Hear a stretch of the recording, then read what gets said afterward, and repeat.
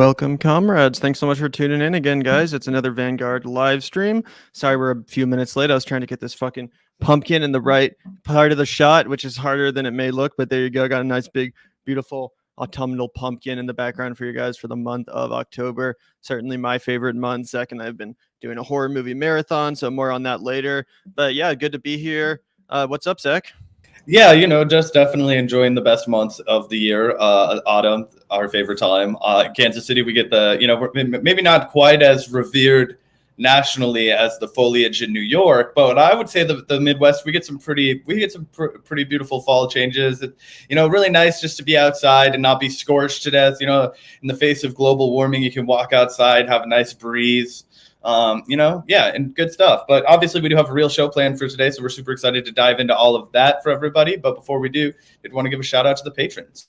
Yeah, thanks so much everyone supporting the show. Patreon.com/the Vanguard channel. We do start and end our live streams with a shout out to our patrons, Comrade and Vanguardian level, and we offer all of our patrons other benefits like Discord access and early priority access to our book club episodes and some other cool stuff. But if you guys want to support the show, that's the best way to do it. And as a big announcement as well, we have started another YouTube channel, not political related, but more of a film media podcast where Zach and I are going to be giving our hot takes on cinema, television, anything in the mainstream entertainment world, in the art house entertainment world. But yeah, we're obviously big film fans. If you guys have been watching the Vanguard for a while, you'll notice that kind of content bleeding into our political content every so often because we just love talking about movies, and we wanted an outlet to do it more and get our opinions out there. So we did start another channel, and if you guys want to, the link is in the description. It'll be the top link.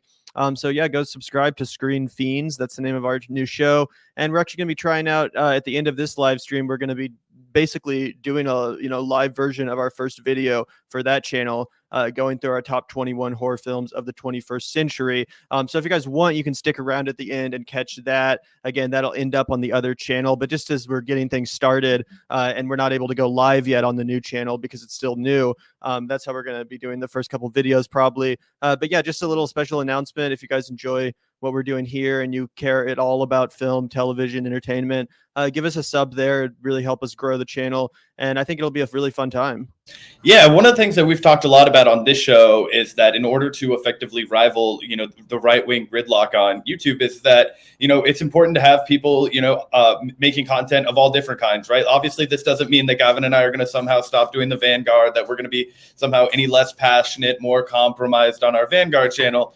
And all of the values, ethics, world views that we hold here, obviously will carry with us to this new channel. But Gavin and I really wanted an opportunity to be able to lean into, our other passion, which is film, cinema as an art form, as a way of communicating a message, all that kind of good stuff, which we understand isn't maybe the first reason why you come listen to the Vanguard, which is why we're starting this whole new channel. But yeah, we definitely hope that you guys check it out.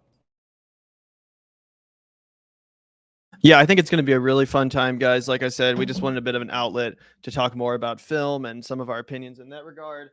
But yeah, stick around for the first hour or so of this live stream. We'll just be doing our regular news dump topics and then moving on to that later. So again, you guys don't have to stick around for the full thing if you don't want to, but just a little announcement. And again, that is in the description if you guys want to subscribe. And thank you so much, Jonathan Boyle, our third ever subscription, apparently. So a true homie, a true G. Thank you so much, Jonathan, for the super chat and for subscribing to the new channel. Like I said, I think it's going to be a really fun time, and got some more subscribers coming in too. So hell yeah, guys. Thank you so much for the help. It's obviously a little bit, easier since we do have this channel. We can, promote our new channel on, but it's still going to be an uphill climb for the first, half a year or so, much like here at the Vanguard. It'll probably take a while for it to get off the ground, if it does at all. Who knows? There's a lot of people talking about movies on YouTube, so it's very possible that we never really truly make it. But either way, like I said, we want an outlet to talk about film, so that's what it is. But yeah, let's get into stuff. Yeah, I guess we'll go ahead and kick things off with the titular headline, right? Kyle Kulinski's fucking worst take. God, one of the worst takes I've ever heard. I didn't know that a take this bad existed on the internet. But yeah, we'll go ahead and play this clip and let you guys judge for yourselves. Yeah, Kyle Kulinski is usually one of my favorite bread tubers. Generally really like his opinions, although we do have our share of disagreements. But yeah, I was absolutely shocked to see this recent take. I think it's fair to say that this take is dog shit. A lot of people seem to agree if you look at the comment section on the YouTube video, which we will show you in a second. But yeah, let's take a look at this, guys. I think you're going to be just as shocked as we were at this take. Let's take a look at this video, guys. This is real controversial stuff. Kyle goes full Haven't cringe. seen the sun in 3 days in New York, and I'm losing my mind. You know, I've been on a crusade on Twitter, pointing out the correct opinion that fall can go fuck itself. Yeah, you heard me. I did not stutter. Autumn can go fuck itself. Terrible month. Terrible. I don't know why any of you like it. I mean, I get that there are a lot of people that like it, but that just means there's a lot of people who are objectively wrong. Let's see. When it's 65 degrees outside in the fall, it feels like it's 40. Because you just came off the summer where it was like 85 very.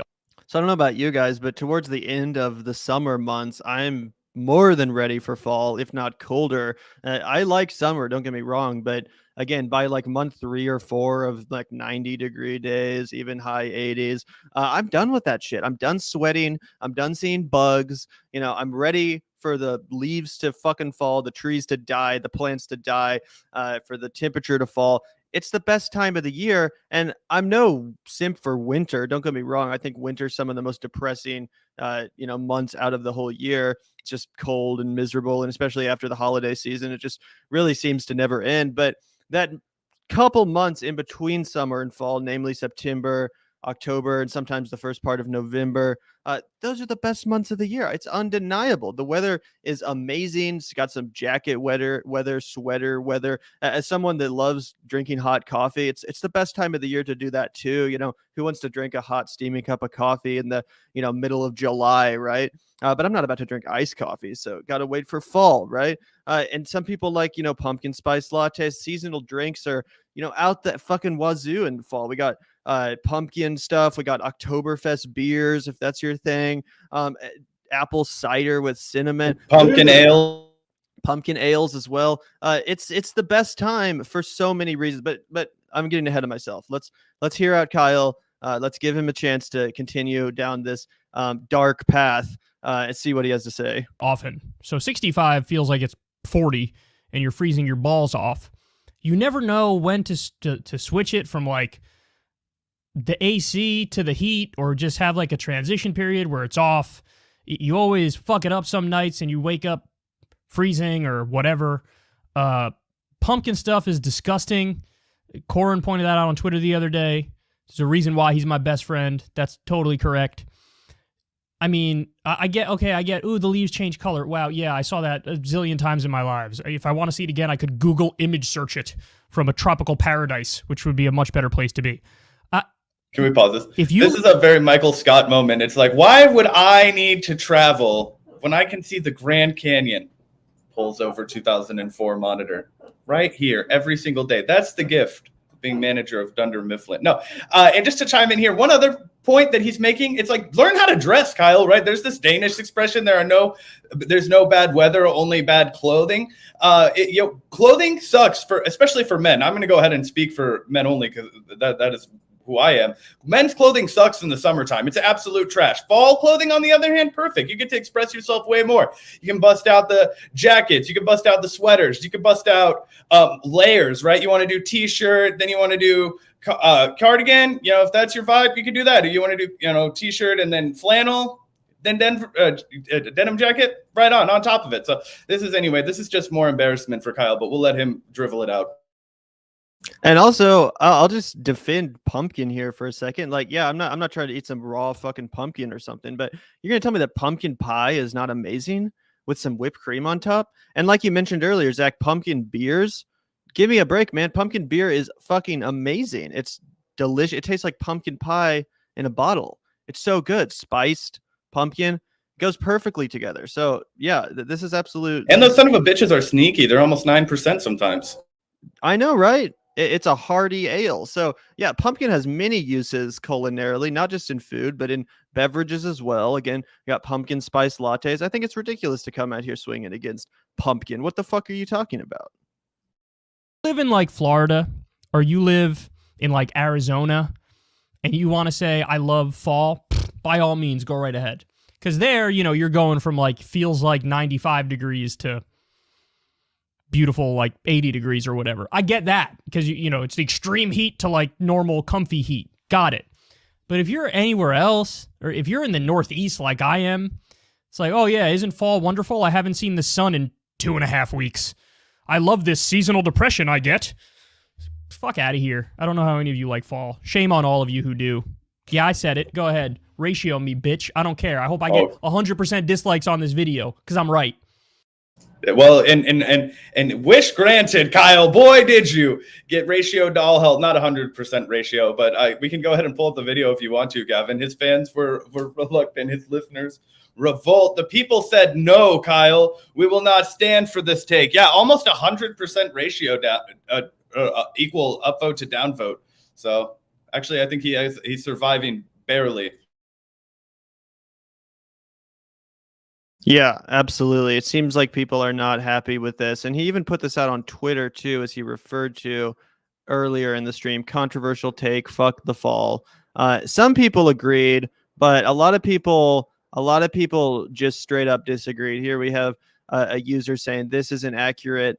Just because you said fall sucks, I leave this here for you to try to embrace beauty. Yeah, come on, man. Have you ever driven through like a beautiful autumnal street where the leaves are falling? It looks like absolute paradise, absolute heaven. And again, the weather is the best part of the year because you can wear a jacket without having to sweat.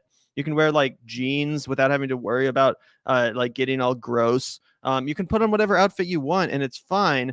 And as far as being inside, I mean, I don't know. Our AC has been set at like what 72. It seems perfectly fine. 73. I don't get too cold. It's perfectly okay. So I actually went wild man last night, and I just turned off the fucking heat in general and just let it roll. There you go. Exactly. That's an option too. So in my opinion, it's the perfect weather. Again, I live in Kansas City. We live in Kansas City. So, you know, maybe in New York, it's not all the hype, but I figured that everyone would be at least decently reasonable about this and admitting that fall clearly is the best season of the year without even a doubt. Shout out to these super chats. Thank you, Black Freud. Must have been a slow news day. Great channel, guys. I'm one of your Boomer fans. Stay strong. Hey, well, we love our Boomer fans. And yeah, we just thought this was really funny because Gavin and I's favorite season is fall. So we were like, let's do this as a way of introing the show today. We do have real news to talk about, so everybody stick around. But thank you for the super chat. We do appreciate our Boomer fans for sure. Shout out to Hello1212. He hates fall because he's from NYC where everything sucks. I think technically Kyle lives slightly outside of New York City in like Westchester or something. I think it's actually like a pretty like, you know, hoity-toity area of New York City, New York State, which is also, again, as I was alluding to earlier in this episode, one of the #1 most celebrated states for foliage. Literally, people rave about upstate New York trees changing colors. But anyway. Yeah, absolutely. Also, I just have to shout out this one. I don't know what the fuck you guys are talking about, but that guy, I'm pretty sure that was the same guy that said Zach passes from his chest in basketball. I was like, these are good roasts, but I just think I have no idea where they're coming from. We see you and we appreciate you, Hobo Ringmaster, keeping us entertained from our chat section. My only question is, how did you know? How did you know, man? I thought I was keeping that a pretty good secret, but yeah, sorry about that, guys. I know some of you were pissed off thinking we were about to actually come after Kyle for like serious substantive shit or whatever, but hell no, bro. We were trolling. So it was seasonally substantive. Yeah, exactly. Although, in my opinion, that is a very serious issue, which we just had to address. But yeah, Kyle Kulinski canceled for worst take ever. No, just kidding, guys. We do have some more serious stuff to get to today. But yeah, Zach and I do love fall, so we had to get that out of our system. And also shout out to Kyle. You know, like I said, don't always agree with the dude on everything, but overall, he has been one of my longtime, you know, trusted voices in the new independent media world. I think overall he does a great job and is very consistent and, you know, never grifts or anything. He always, you know, stays true to his beliefs and isn't afraid to express his opinions. So yeah, shout out to Kyle Kulinski. Obviously hard disagreement on this specific issue, but overall just thought we'd have some fun. Yeah, definitely. But I do want to get into some shit that I think is a little bit more substantive and something that we've been meaning to talk about for a while on the show. If you're wanting to get into the Donziger stuff a little bit, Gavin, this is something that I just think is incredibly important. It hasn't been getting any coverage by mainstream media. A lot of times when it's something that's, you know, really serious like this, we comment on it. But this is one of those times where I feel like we actually have to inform people about this because it's getting so little attention. I mean, for people who aren't aware, Steve Donziger is now he's been sentenced to 2 years in prison. But I think I'm getting a little bit ahead of myself because I'm fucking up by the point that I was trying to make. Jesus, this is embarrassing. But what I'm getting at is that it sucks that there's not enough media coverage of this. I don't feel like I'm necessarily qualified to give an analysis of what's happening. But I saw this tremendous clip that Chris Hedges did with Katie Halper and Marianne Williamson and Steve Donziger himself. And I wanted to talk about it a little bit because I think that Chris Hedges compares him to Julian Assange in a way that's really important for us to think about as we now recognize that the corporate state is able to compete with the actual security state in as far as politically imprisoning people. Yeah, absolutely. And shout out to Das Bose Fleisch for the $4.99. Thanks so much for the super chat. Spring is the best season. And since you can't ratio super chats, I'm invincible. Hey, well, I appreciate that. And I would actually, I don't think that's a hot take at all. I think it's pretty obvious that spring is the second best season after fall. And I understand why you would like it even more too. Because again, fall leads right into winter, which is just depressing hellscape.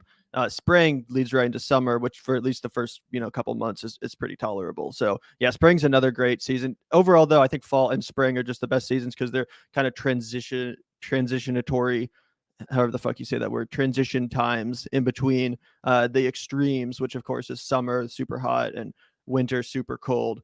So yeah, that's a totally fair take. And thanks for the super chat donation. Team equinox, not solstice. You know what I'm saying? Yeah, there you go. Exactly. But yeah, let's pull up this Donziger clip. Shout out to Katie Halper for putting this on, and obviously for Hedges for participating. Yeah, let me pull this up though. Chris Hedges.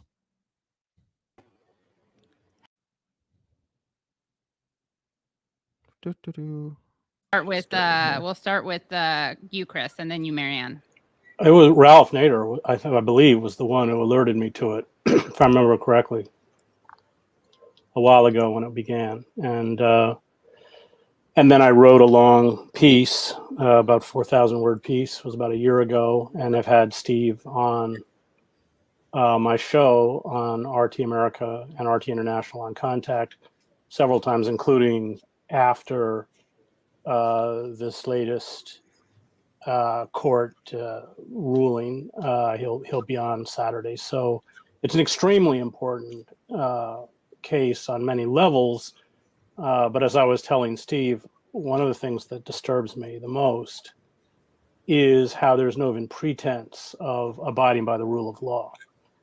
It in many ways, I think it's by design. It reminds me very much of the constant legal irregularities that characterize the case against Julian Assange. And I think in some ways they want us to see that it's that biased and that blatant, because they're attempting to send a message, not only to Steve, but anyone like Steve who wants to stand up against corporate power or the national security state, or as in the case of Julian. So that's one of the things I find most frightening, that there isn't there isn't even the facade of legality and the lists of firsts. I mean, Steve can run through them, which is also, by the way, the same with Julian. So I sat through Preska's nutcase, and I sat through I sat through her the trial she presided over with Jeremy Hammond, who leaked emails of a private security firm, Stratfor, one of which was fundamental to my own court case against Obama, against Section 1021 of the National Defense Authorization Act, where private security officials and the FBI were attempting to link dissident groups to Al-Qaeda, any kind of jihadist group, so they could charge them with terrorism laws. I mean, this is a very chilling discussion. I mean, personally, it's horrific what they're doing to Steve and his family, just as it's horrific what they're doing to Julian and his family. But this is going to impact all of us. Yeah, and if we can just pause right here for one second, I think that there's a lot to unpack from what he said at the beginning, right? Specifically why he is comparing the case of Julian Assange, right, which I think all of us have correctly identified as probably the most pivotal cases in the world of journalism. I think the Steve Donziger case is probably one of the most pivotal cases in the case of climate actions, right? And as far as problems that we're going to see broadly on the left. Now, Julian Assange, in a way that was similar to Steve Donziger, right? So the first 2 years of Steve Donziger, I guess he was under house arrest, so his confinement began 2 years ago, and that was only because of contempt of court charge, right? So the judge basically came out and he wanted him to turn over his laptop and a bunch of his personal information over to the prosecution, basically forcing him to testify against himself, violating his rights as a fucking citizen of this country. He refused.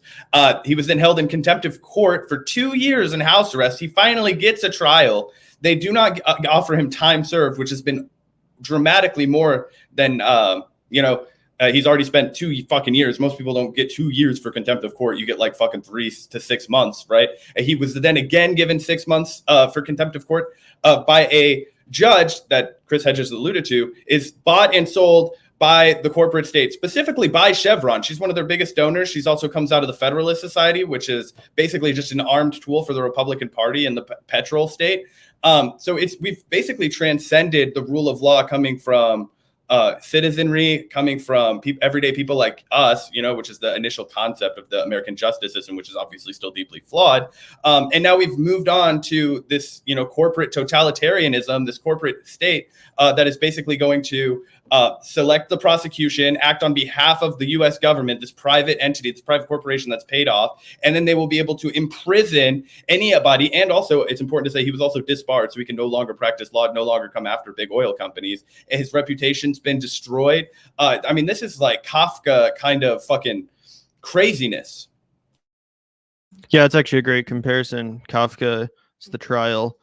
Yeah, definitely fucked up, and I think it's very accurate of Chris Hedges, to make the comparison between Julian Assange, who's also essentially a political prisoner. So yeah, that's absolute insanity, and it's a great thing that Chris Hedges is speaking out so eloquently about this. And like I said, shout out to Katie Halper for putting this panel together. Shout out to Marianne Williamson and Chris Hedges and Steve Donziger himself for participating. Very important conversations. And yeah, this is one of those stories. It's just, it's so depressing that I feel like that's a big part of the reason why not enough people are paying attention. And also, of course, because of the mainstream media's refusal to really cover it properly. I think for the first time ever on MSNBC yesterday, it was brought up by some random contributor or guest on the show. It wasn't even like a planned segment. Like someone just randomly brought it up. And that was the first time it's been brought up on MSNBC, the supposedly left-wing news channel in this country. So that tells you everything you need to know about our mainstream media, about the interests they protect, and what they omit from their news coverage.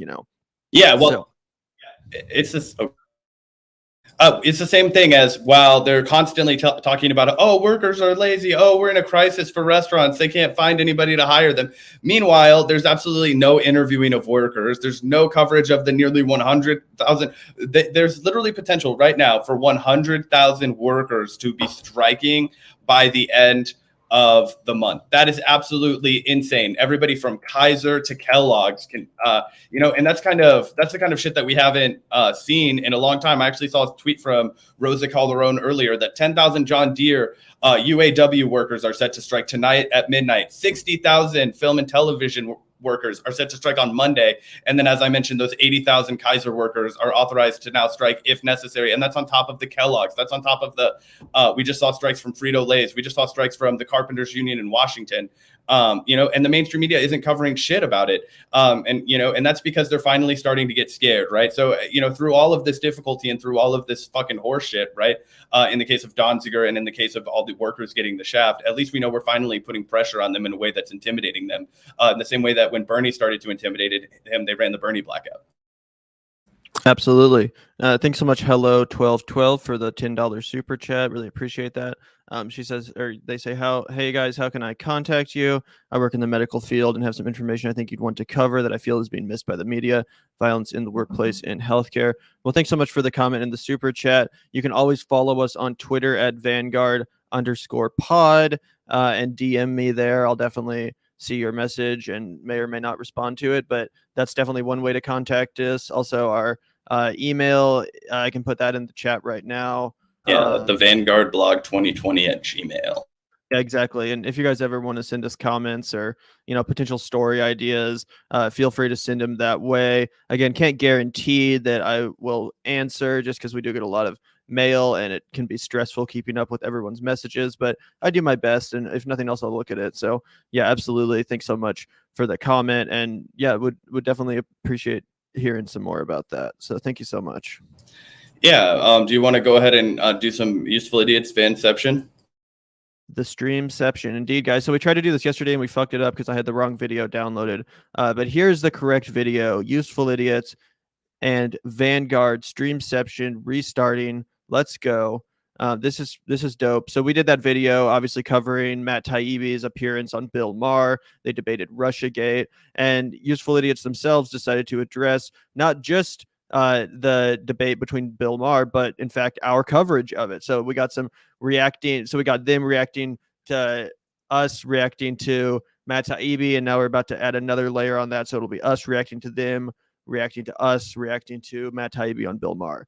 So let's check this out. I think this is interesting, not just because of the inception element, but also because I think it's interesting some of Matt Taibbi's, reflections on this discussion he had with Bill Maher, and some reflections on his, debate performance, and some of the context surrounding it all. So this is an interesting video. Let's check it out, guys. And obviously a huge shout out to good friends of the show, Katie Halper and Matt Taibbi, two of our favorite voices in independent media. I guess we should comment on Vanguard commenting on me on Bill Maher, though, because that's the thing that's going to be the most ridiculous. Okay, let's do it. We might as well do it. Might as well do it. Yeah. So yeah. Might as well do it. When I read you, Matt Taibbi, as I always do, about Russia, that seems to be what you're saying, the Russia-Trump connection. I don't know right? You get what I'm saying? That's your thesis, really, is that the media was like, I don't know for a fact, I just know it's true. And I just have to pick this fight with you because I understand, you're right. The media does leap on things too soon. They don't care. They want to be first. It was a hope. Is this a theoretical connection? You really wanted to affect the election. Just fast forwarding through some of this actual HBO segment because you guys can watch the whole video on our channel. But here's some of the commentary from the Useful Idiots. So, I think Matt Taibbi has random. no idea what to say. Yeah, 9/11 didn't cost much. What?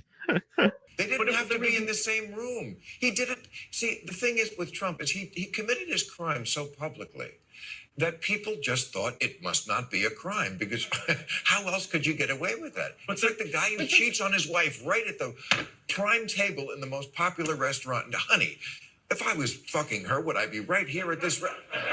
Okay, I'm pretty sure if Trump had that publicly and obviously committed these alleged crimes, pretty sure Bob Mueller would have come up with something other than diddly fucking squat at the moment of truth when everyone was waiting for him to, release the Kraken, so to speak. And he came up 100% short, embarrassed all these fucking people like Bill Maher and Cenk Uygur that had been beating this Russiagate drum. And of course, that's not to say that, Russia didn't want Trump to win or that there weren't some, ad dollars spent on Facebook to create some divisive memes. Yes, that stuff happened, but that stuff is much more minuscule on a scale.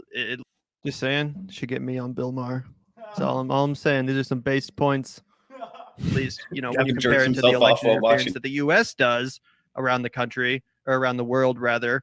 That stuff is so menial and so minuscule by comparison that it's really a farce to chalk it up to this massive conspiracy that was, shoved down our throats by the media for literally years.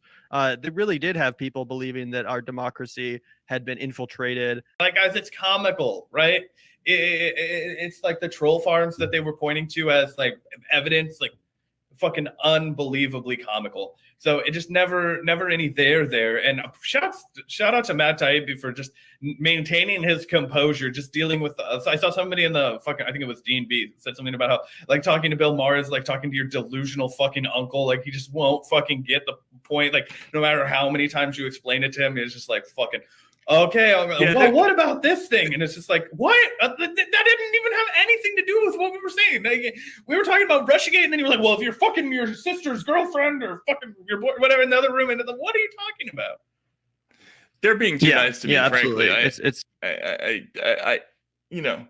I screwed up that question. To be honest, I was expecting that question because they do brief you, they pre-interview. for the show. And I was expecting a little bit of a different question there, and by the time I registered they rat fucked you.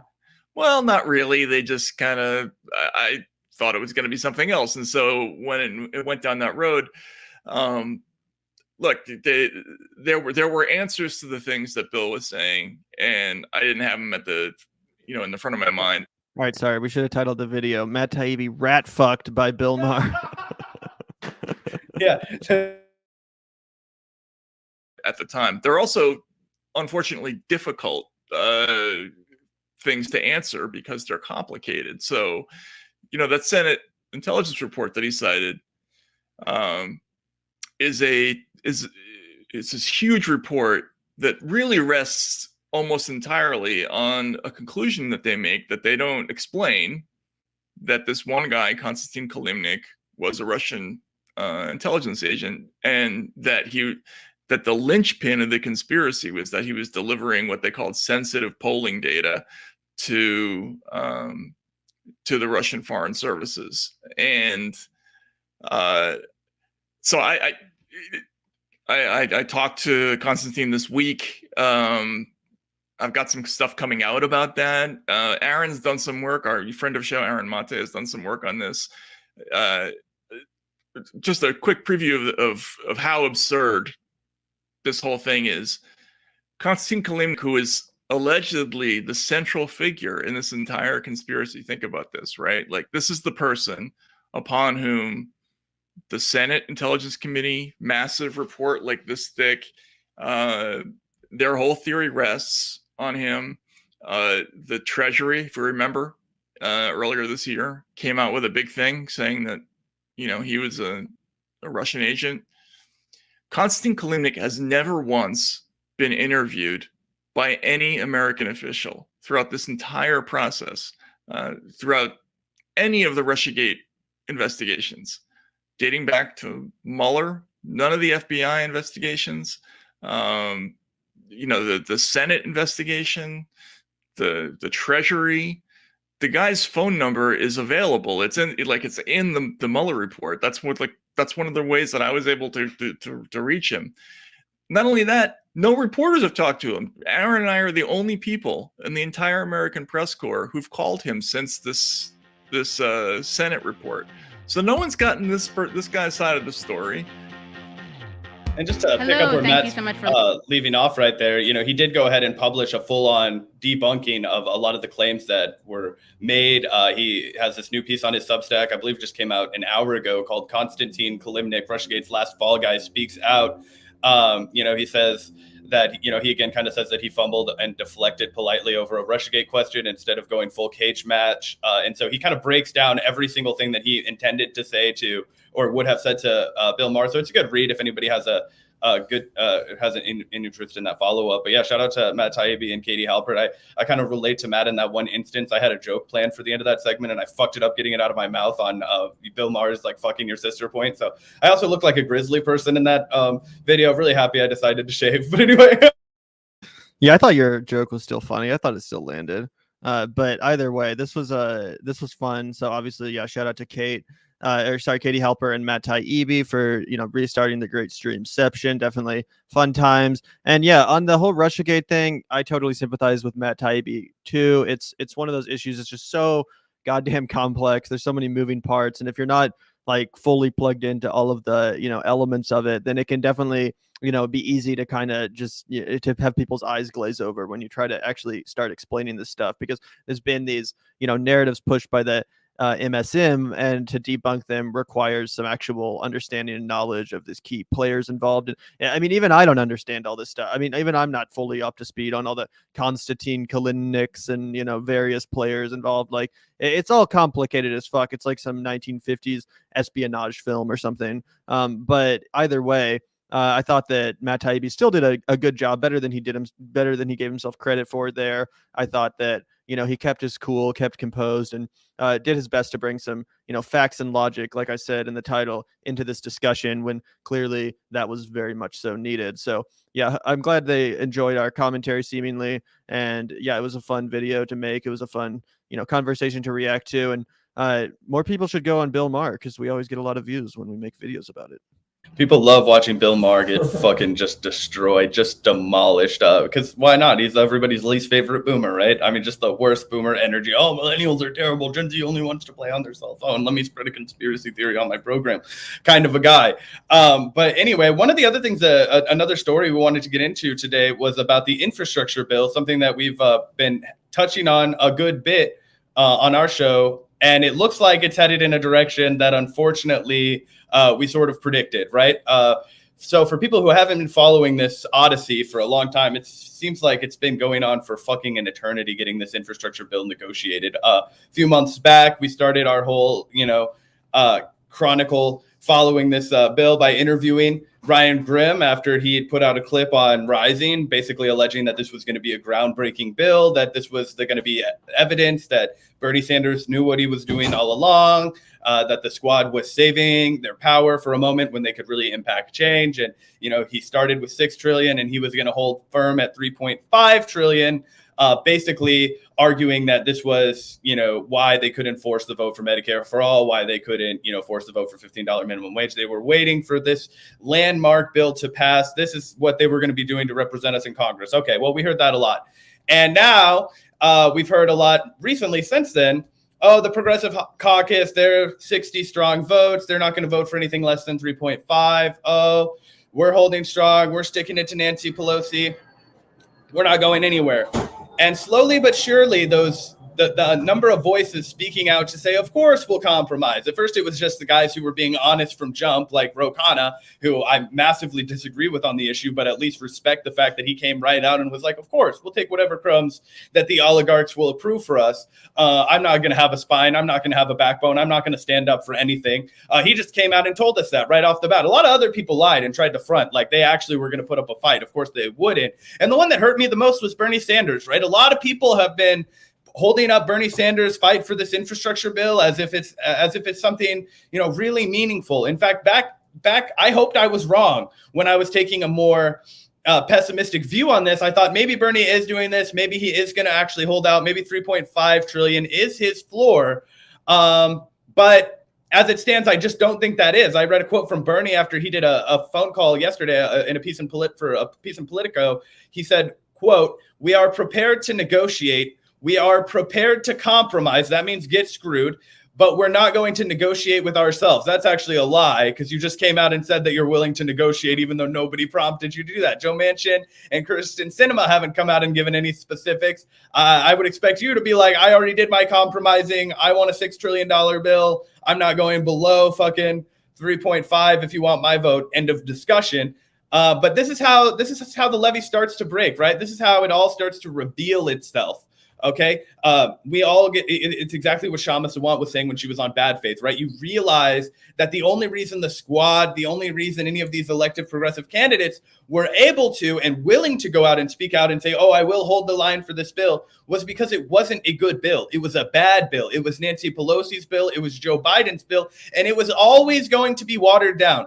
Okay, as soon as they uncoupled the two bills, the reconciliation bill from the bipartisan bill, as soon as that wasn't all one vote, we knew we were getting peanuts. Now we know. Now we're pretty damn sure that we're going to get 2 trillion or less, which is just a far cry from the 6 trillion Bernie Sanders announced over 10 years. By the way, it's only 600 billion a year from what Bernie Sanders proposed. Now we're going to get something like $200 billion a year for 10 years, while we're spending $750 billion a year, in addition to our already astronomical military bill that passed with absolute any conflict in the House of Representatives. So that's where we're at. Yeah, 100%. That is where we're at. And, it is worth saying, despite our criticisms of Sanders, he really is the only one even fucking trying in the government right now, in stark contrast to President Joe Biden, who's seemingly been completely MIA from all of these negotiations.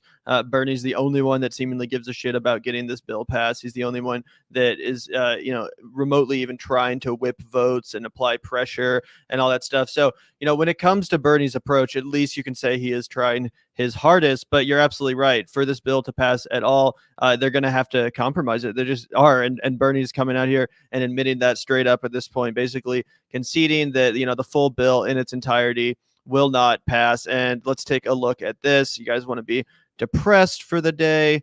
Here's what we're going to be looking at, essentially. Richard Wolff posted this.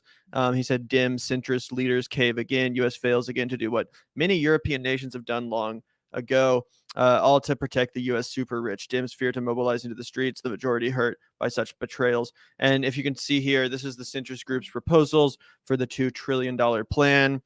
Basically a shit ton of means testing and chipping away at and gutting of a lot of the really good stuff, like Medicare expansion, for example. So basically, there's no chance that the Medicare age will be lowered like it was originally, propositioned. The community college aspect out, childcare, elder care, affordable housing out. So apparently, the centrist position is fuck everyone. No one deserves health care. No one deserves college, childcare. Fuck old people, and no one deserves to have affordable housing. So if you consider yourself a centrist, I guess that's what you stand for. So that's why we're not centrists.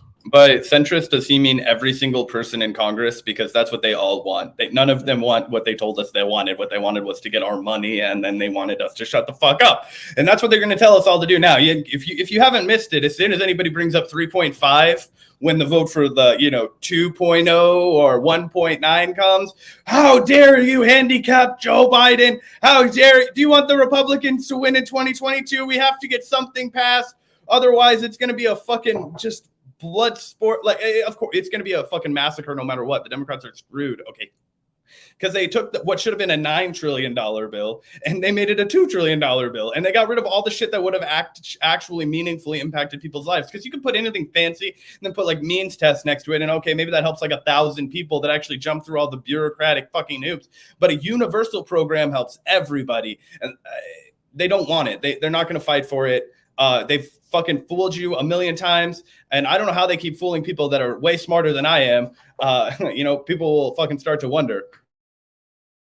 Yeah, exactly. And thank you, P. Walker, for the $10 super chat. Sanders destroyed his own legacy by thinking Biden was honest. There isn't an honest bone in Biden's entire body. Hunter is a better role model than his father, and he's a crackhead. Yeah, I don't know about that, but yeah, for sure. I don't necessarily know why Bernie seemingly fell for Biden's charms, despite his long history of upholding the neoliberal status quo and worse. So yeah, I don't really get that either. Clearly, it was a calculation Bernie made, and like I said, Bernie's been fighting harder for Joe Biden's legacy than Joe Biden has. So it's definitely weird to see, the so-called, biggest enemy of the establishment now being the one to actually try to secure the, establishment legislation. Yeah, 100%. Even Jen Psaki had to clarify in front of the White House press corps that it was Joe Biden's plan to have a $3.5 trillion infrastructure bill, not Bernie Sanders. Everybody was like, why are you kowtowing to Bernie Sanders' radical socialism or whatever the fuck? They're like, oh, this is Joe Biden's bipartisan agenda. Really? Because I haven't heard Joe Biden fight for it at all. And all I can hear is Bernie Sanders fighting for Joe Biden's agenda. Why is he fucking doing that? Bernie, go out there and tell everybody we need $9 trillion. Stop handicapping yourself. Start putting the ball. Just because you're not running for office doesn't mean you can't keep illuminating for people what we can have. It's so stupid. And I mean, I'm really getting frustrated with Bernie Sanders that he's just playing a cog in the machine at this point, because every single time people say, oh, Bernie's fighting, oh, Bernie's resisting, he's really not. He's running cover. Yeah, absolutely. And I mean, that brings up an interesting point, which is that I think since this package isn't going to go through as Bernie intended, he should literally threaten to primary Joe Biden if they don't pass the right bill. He obviously still has a massive following, and the Democrats definitely don't want to deal with another messy primary. Joe Biden is a historically unpopular right now. I mean, why not leverage that massive, movement that you built behind these policies? You could say, hey, this is unacceptable. This is not what the American people voted for when they elected a Democratic House, Senate, and presidency. This is ridiculous and unacceptable, and I will continue to challenge it for every fucking day that I can get out of bed until this bill passes as it should. It may sound far-fetched, but there's really no reason why that couldn't happen. And again, the Democrats are definitely terrified of having to endure another messy primary. So, maybe it sounds ridiculous, but I don't think it's totally outside the realm of possibility that he could use that leverage.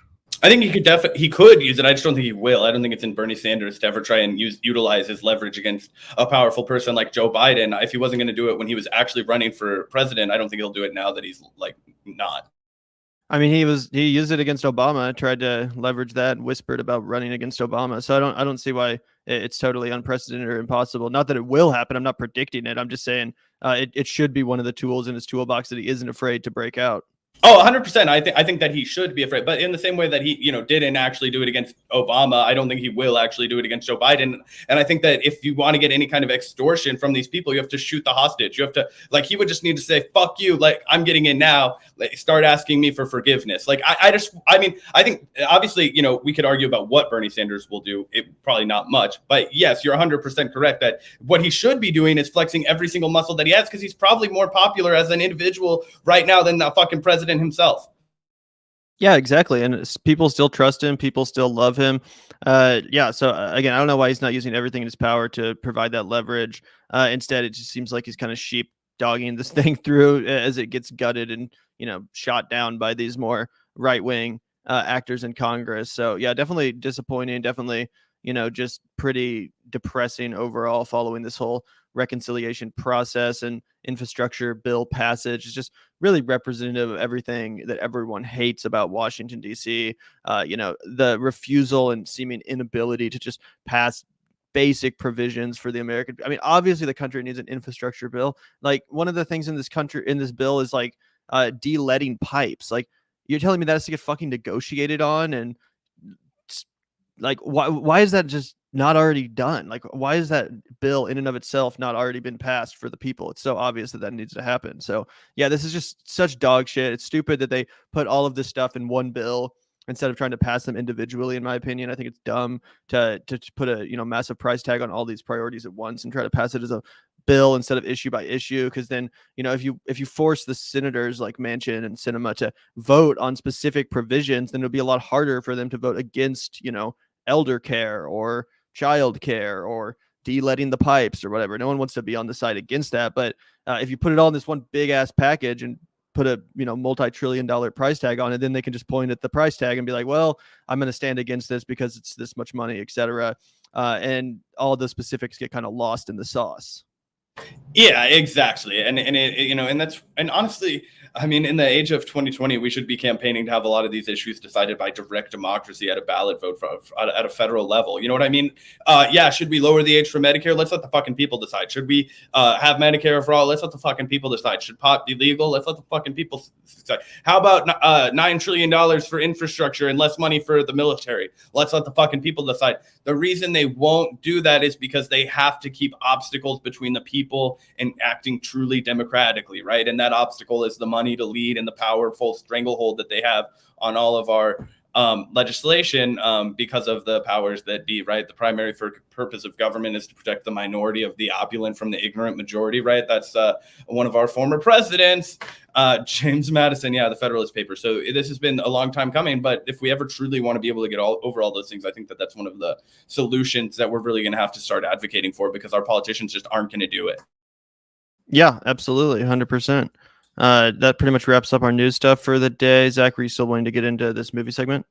Fucking for sure I am. Everybody, just a heads up, if you weren't here at the very beginning of our live stream, Gavin and I are launching a new YouTube channel, which will be the home for all of the movie related content that we would have talked about on the Vanguard, but we wanted to have like a separate home for it. Obviously, we understand some people come to our channel on the Vanguard specifically for our news and political commentary. This will be a completely separate show. We're going to start airing it at the end of our regular Vanguard segments until we get it off the ground a little bit. So if you're not interested in listening to us talk about our top 21 favorite films of the 21st century, you can hop off. But that's what we'll be getting into now. And if you're interested, you can find all of these clips and segments on our new YouTube channel, which we're linking to below. Oh, and also one quick disclaimer before I pass it over to Gavin. A lot of times people freak out and they're like, oh my God, the Vanguard is selling out. They're starting a new thing.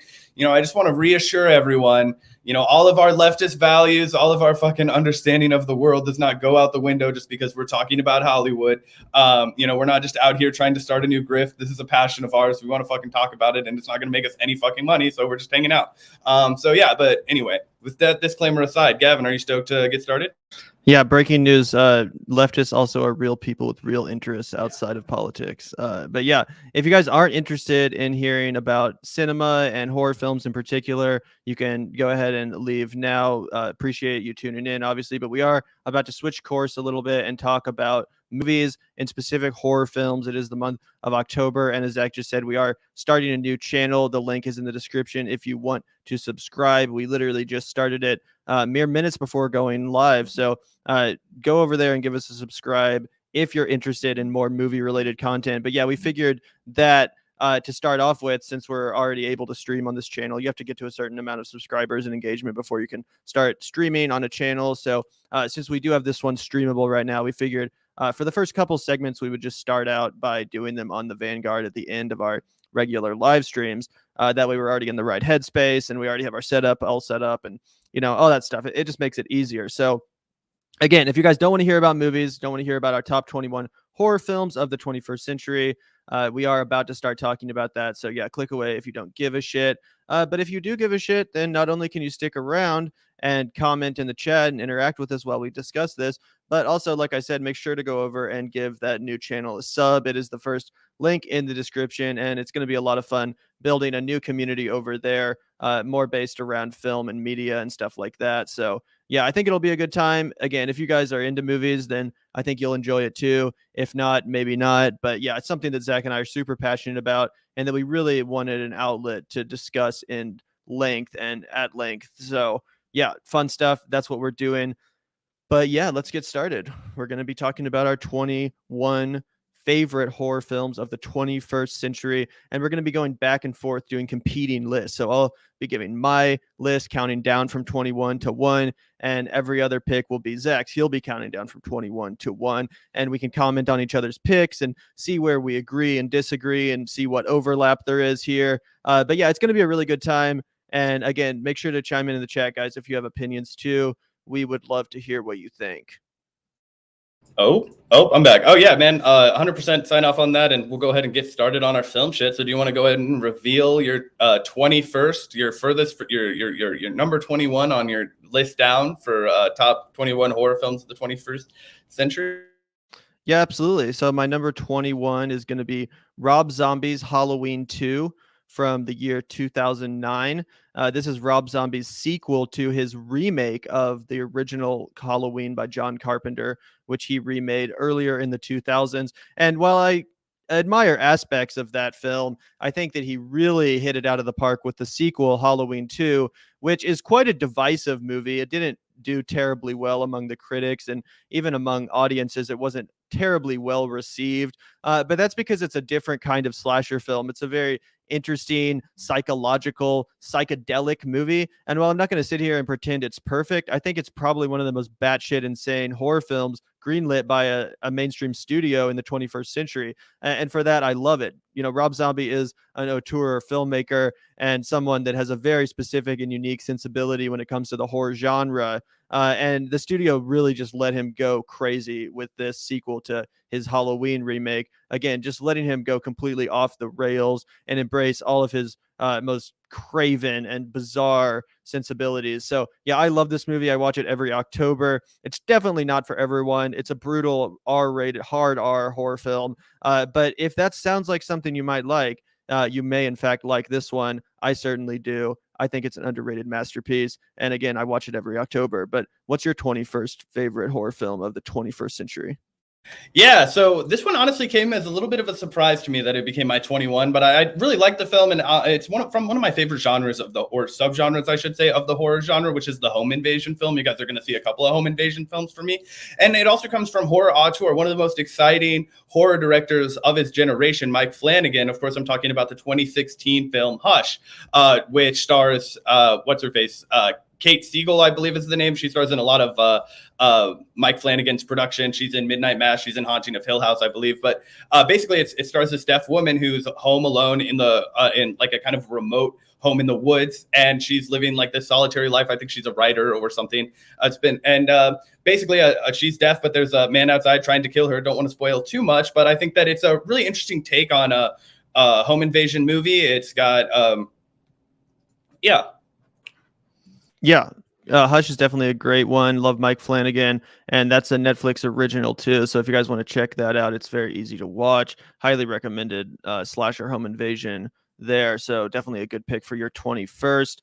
To move on, my 20th film of the 20th century, or 21st century rather, is Creep by Patrick Brice. This is probably one of my favorite found footage movies ever, and certainly one that I think utilizes the medium and the genre to its extremes. I think that This is a found footage film that really embraces a lot of the best aspects while still remaining totally believable. And, it lives up to its name. It's very creepy. The performances in specific really make this film. Mark Duplass's turn as Joseph is absolutely unforgettable and worth. It's really, makes this movie worth watching in and of itself. The performance is one of the best in the horror genre as far as I'm concerned. And again, it's just an inventive movie that really does more with less. This film was clearly shot on a minuscule budget, and it clearly, doesn't really have a lot of production value to it. There's only a couple actors even in the movie, but it really truly works, and it really is unsettling. So yeah, I would put Creep from 2014, as my 20th favorite horror film of the 20th century. Highly recommend you guys check that out if you like found footage movies. Yeah, I mean, I echo everything that you say. I actually have that on my list, so we'll touch on it more in the future. But yeah, could rave about Mark Duplass. I guess for my 20th, I got to reveal that this was another one, not sort of unconventional film, 10 Cloverfield Lane. So while I excluded the original Cloverfield from my list, another pretty exceptional found footage film that I really enjoyed from the early 2000s, I thought 10 Cloverfield Lane worked extremely well as a claustrophobic, sort of intense, really actor-led horror film that was anchored by John Goodman's just fantastic performance as this creepy, kind of deranged, not in the most direct way, not in the most serial killer way, but certainly like jaded in his outlook of the world. He's a prepper, and basically his fears have come to fruition when the world starts to implode. There's an attack of some sort. People have to hide out. He has two guests that he wasn't prepared for staying with him. Really claustrophobic, really exciting film. And, I guess a recurring theme you'll notice when films on my list is the pacing. There's never a dull or boring moment. I have a hard time with slow films, as you guys can probably imagine by the speed at which I talk to you when I'm on the fucking podcast. So yeah, I just thought that it hit on all heads. And while maybe it had some problems a little bit towards the end, I didn't think it was a perfect film. I thought it was an extremely exciting, fun time at the movies, and definitely one of my top 21 films.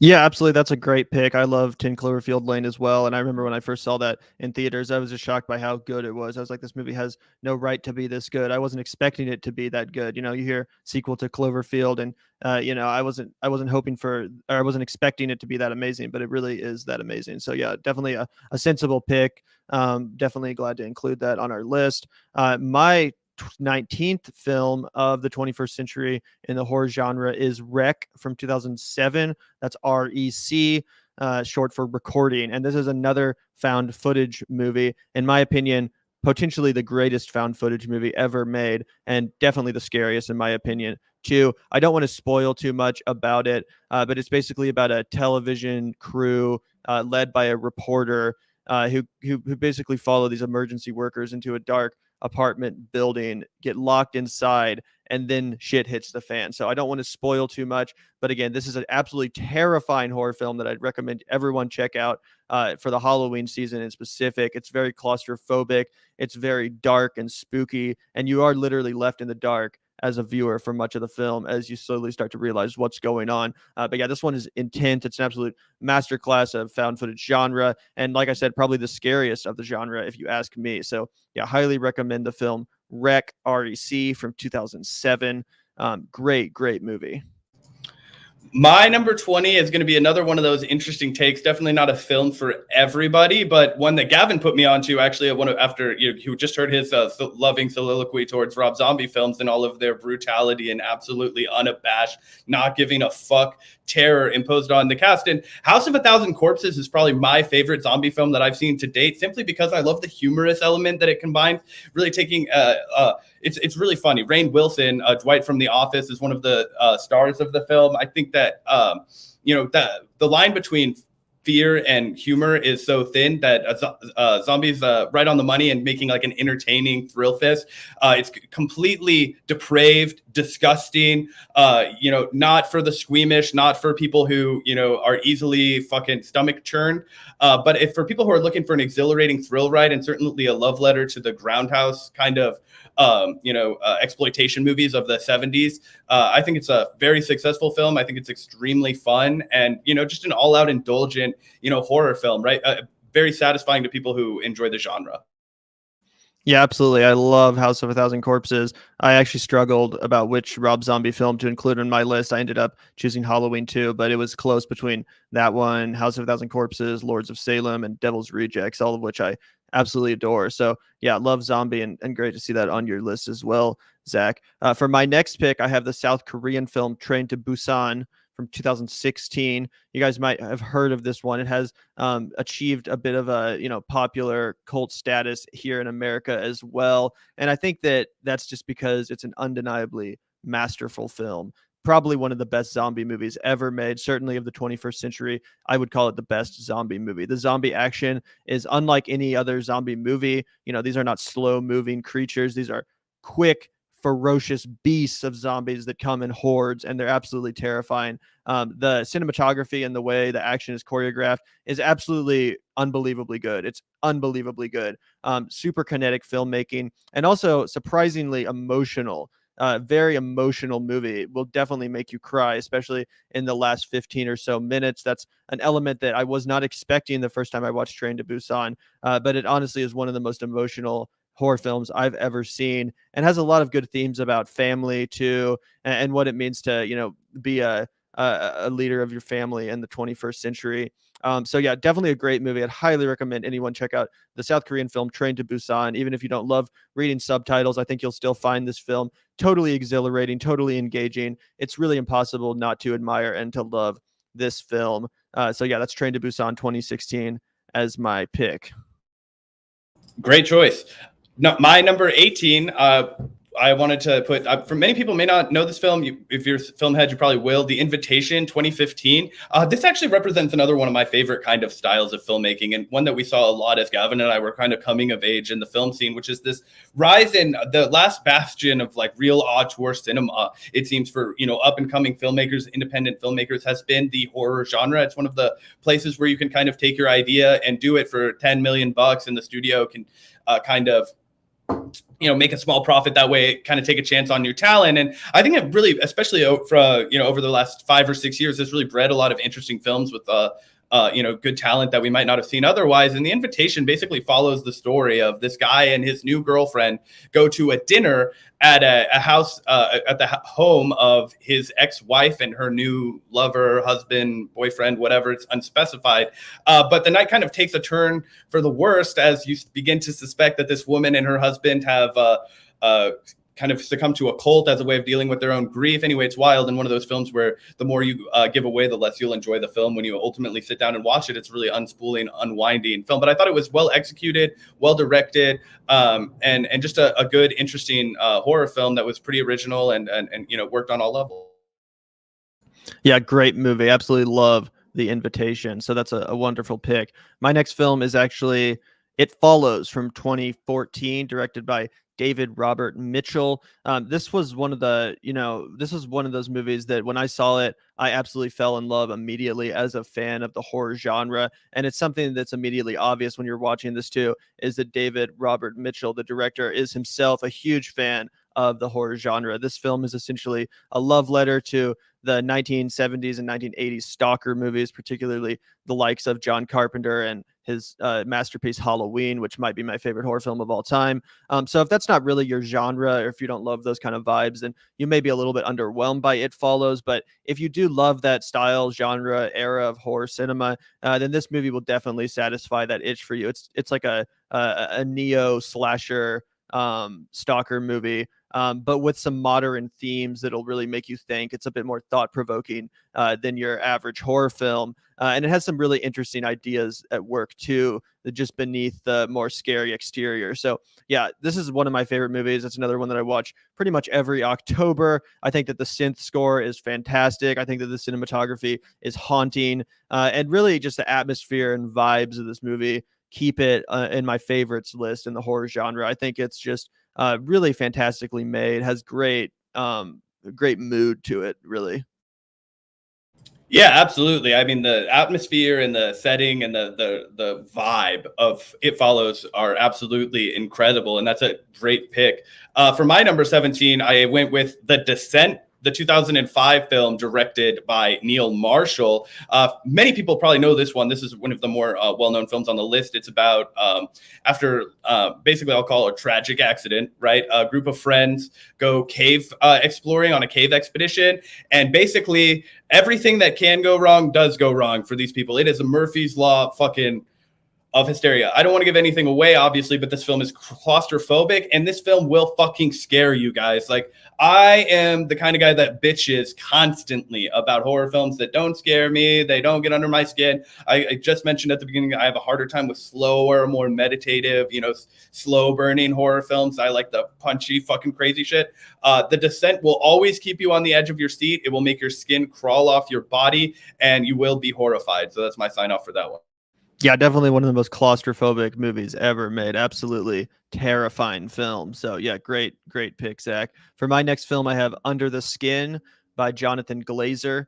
This was one of those first batch of A24 movies that really got people buzzing, and is a really interesting film from Jonathan Glazer, who previously had made nothing like this. This is a one-of-a-kind movie that had people even comparing Glazer to a modern-day Kubrick when it came out, and very justified. It's an absolutely trippy, psychedelic experience that, like I said, is unlike anything you've probably ever seen. It's psychological, but it's undeniably a horror film too. Scarlett Johansson actually stars in this in one of her most understated and mature performances, and I really don't want to give anything away about this film, but essentially she's prowling the streets of Scotland, seducing men and taking them to a mysterious lair. Again, I don't want to say anything else, but if you like visually interesting horror films with a very kind of surreal element to them, then this one is absolutely one of the best ever. It's so good. And like I said, Scarlett Johansson just giving one of the best performances of her career, and an unexpected kind of performance from her too. So yeah, check this one out, guys. It's one of my favorites. At the time, it blew my mind, and it's always stayed with me. Even just images from the film really stick with you. So yeah, Under the Skin 2013, check it out. My next one is, I know for a fact, going to be on Gavin's list, probably a little higher up than number 16. But I also fucking love this movie. Trey Edward Schultz's 2017 film, It Comes at Night. An amazing film to watch at any time in the political climate. But I watched this film actually for the first time just shortly after lockdown began in the pandemic. And boy, does that provide a new element to the kind of horror that you're going to experience. For people who aren't familiar, It Comes at Night is Trey Edward Schultz follow-up to the 2015 film Krisha, which a lot of people really loved, and definitely has a different vibe. But basically, it's about this family who lives in a home in the woods. Again, shocker, right? It's a horror film. And it seems like the entire country, the entire world has been taken out by a massive plague. They've isolated themselves. They live as a, single family unit. That begins to change when another desperate family seeking their help comes to visit. Dynamics unfold. I think it's really masterfully shot. It's extremely dark. The camera movement, I think, is extremely creepy. I think that it's a very mature film for a young filmmaker. Really loved it a lot. And I'm really excited to see what more comes from Trey Edward Schultz. Yeah, I love It Comes at Night, and I'll be getting to that a little bit later in my list as well. But yeah, definitely a fantastic pick. For my next pick, I actually have The Babadook, directed by Jennifer Kent from 2014. And this is probably one of the scariest movies I've ever seen. I'm easy to actually scare, despite how much I love horror films. Most of them really just don't scare me that much. I just like them for other reasons. But The Babadook is one that truly unsettled me, really got under my skin, and really did just straight up scare me the first time I watched it, at least. It's a shocking, unpredictable movie that also has some of the best acting in any horror cinema of the 21st century, hands down. Essie Davis gives a commanding, courageous lead performance as a broken down, stressed out mother, and her son, played by Noah Wiseman, is equally compelling in this film. It's one of those movies where if you find kids to be kind of creepy, then you'll definitely like it. So that's up my alley. But again, if you're into that, then you'll definitely enjoy this film. But the acting and the symbolism is really potent in this film. Highly recommended. Again, it's scary, it's psychological, but it's also very meaningful. So yeah, check out The Babadook. Great movie. Yeah, and shout out to Hobo Ringmaster for guessing my next fucking film on the list. That's really funny. My number 15 on this list, and we can argue a little bit about whether or not it can be a horror film. Some people would consider it one, some people would not. But my number 15 on this list is Michael Haneke's Funny Games, which is actually a remake of a film by the same name that was produced, I believe, in German.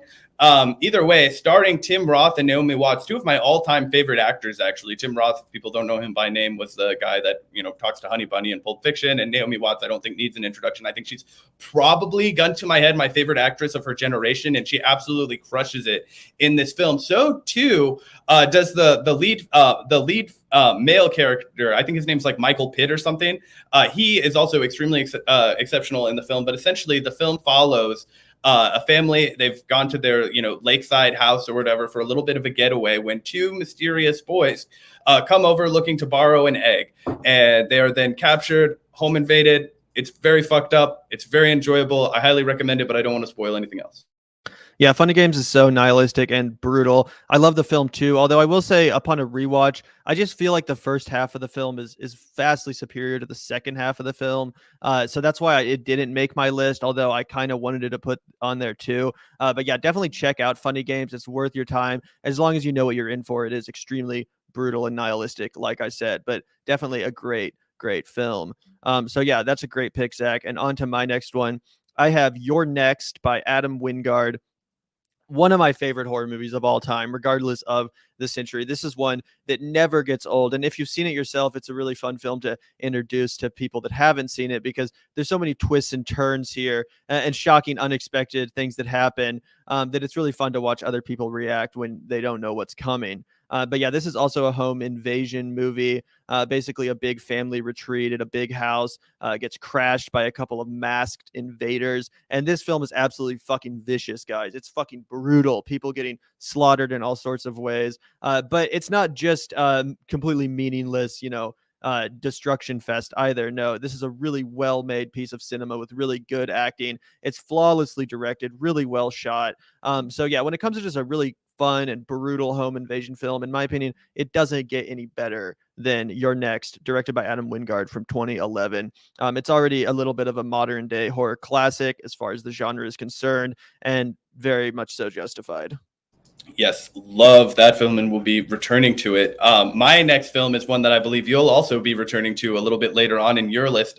Speaking of films that are just beautifully shot and absolutely astoundingly directed, 2019 Midsummer is the next up on my list, directed by Ari Aster. Again, one of the premier directors, period, working in Hollywood today, both inside and outside of the horror genre, as far as I'm concerned. And while I wasn't sure if I would put Midsummer on this list, because I'll already be getting to Hereditary much deeper down on my list, I decided to go for it because outside of the fact that I maybe didn't find this the most directly scary in the sense that I'm jumping out of my seat or, really shouting or fucking having nightmares. I did think that it was a slow burn, and also just the technical prowess of the filmmaking was so advanced and so transportive.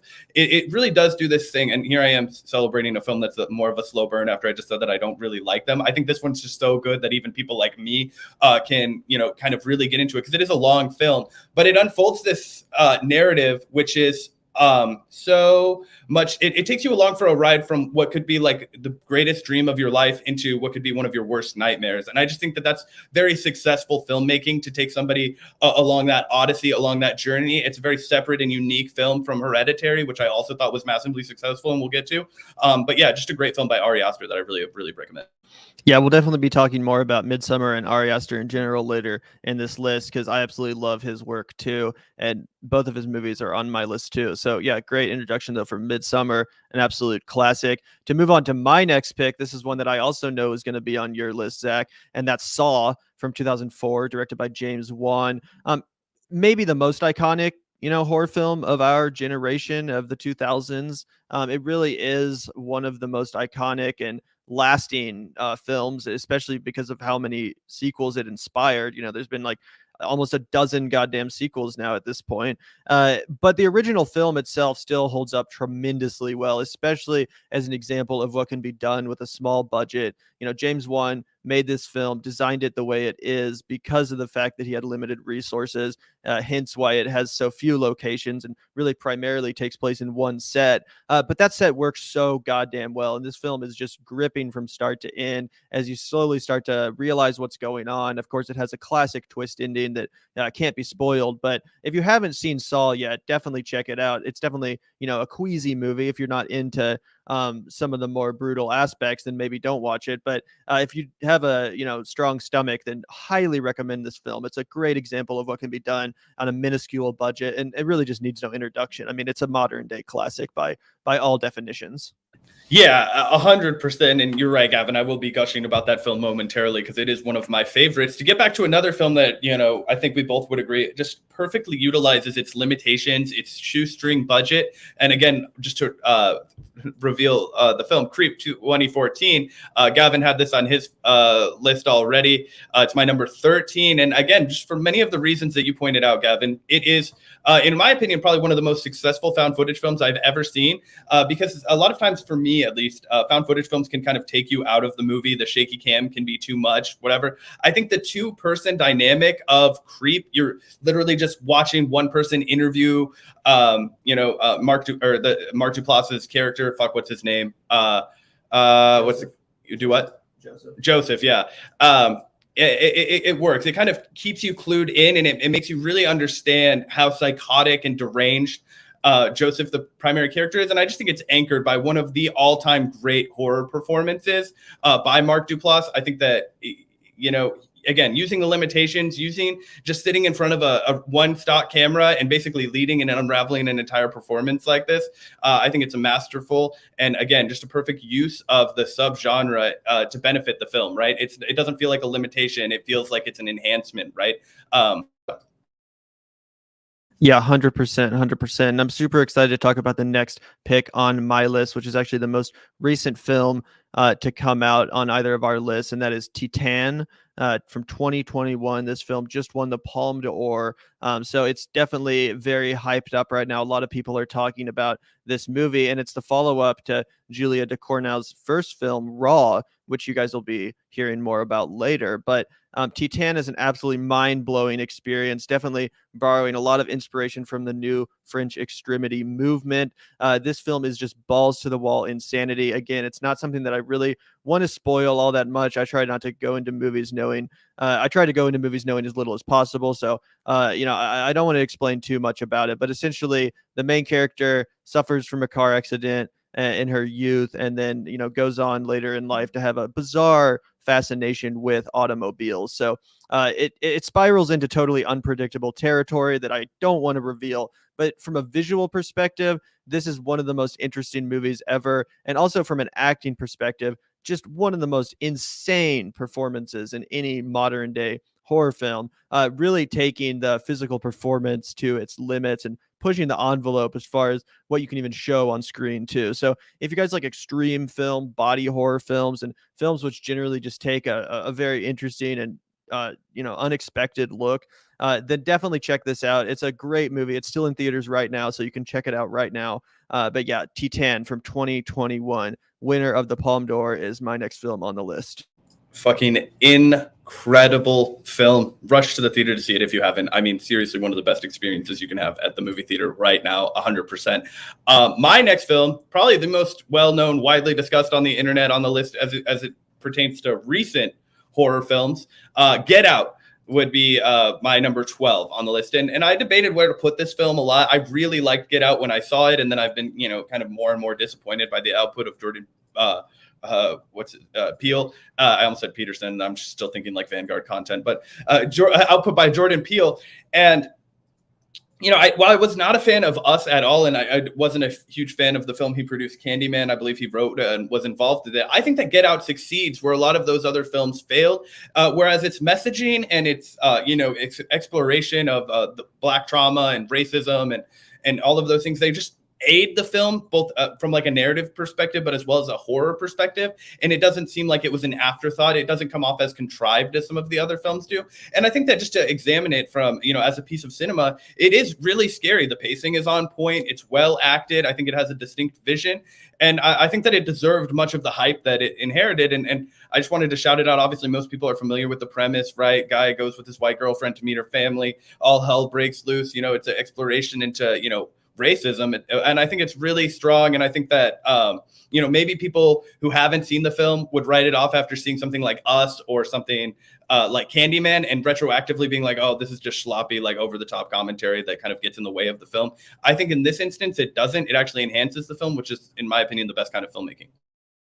Well, yeah, that's interesting you say that. And actually, I don't necessarily think you're correct about people not wanting to check out Get Out because of Us. We're actually in the minority of people that didn't love the film Us. It actually has a lot of defenders. It was very highly reviewed at the time. Again, Zach and I both happen to agree that the film was mediocre and a disappointment following Get Out, which is undeniably one of the best and most culturally significant horror films of the 21st century. It didn't quite make my list, but it's undeniably amazing. And like I said, I think it really showed a lot of people that maybe would have normally doubted the horror genre or been skeptical of the horror genre. It showed them what is possible in the genre, what, you can talk about, the subject matters that can be broached and explored via the horror genre. So for that reason alone, it definitely deserves a place. And it is just undeniably a fun, great movie to watch, unpredictable, suspenseful, really well made and well acted. So yeah, definitely glad to see that on your list, Zach. But to move on to my next pick, I do have Midsummer, directed by Ari Aster, which you just talked about a second ago. And this movie is just so incredible for a variety of reasons. For one,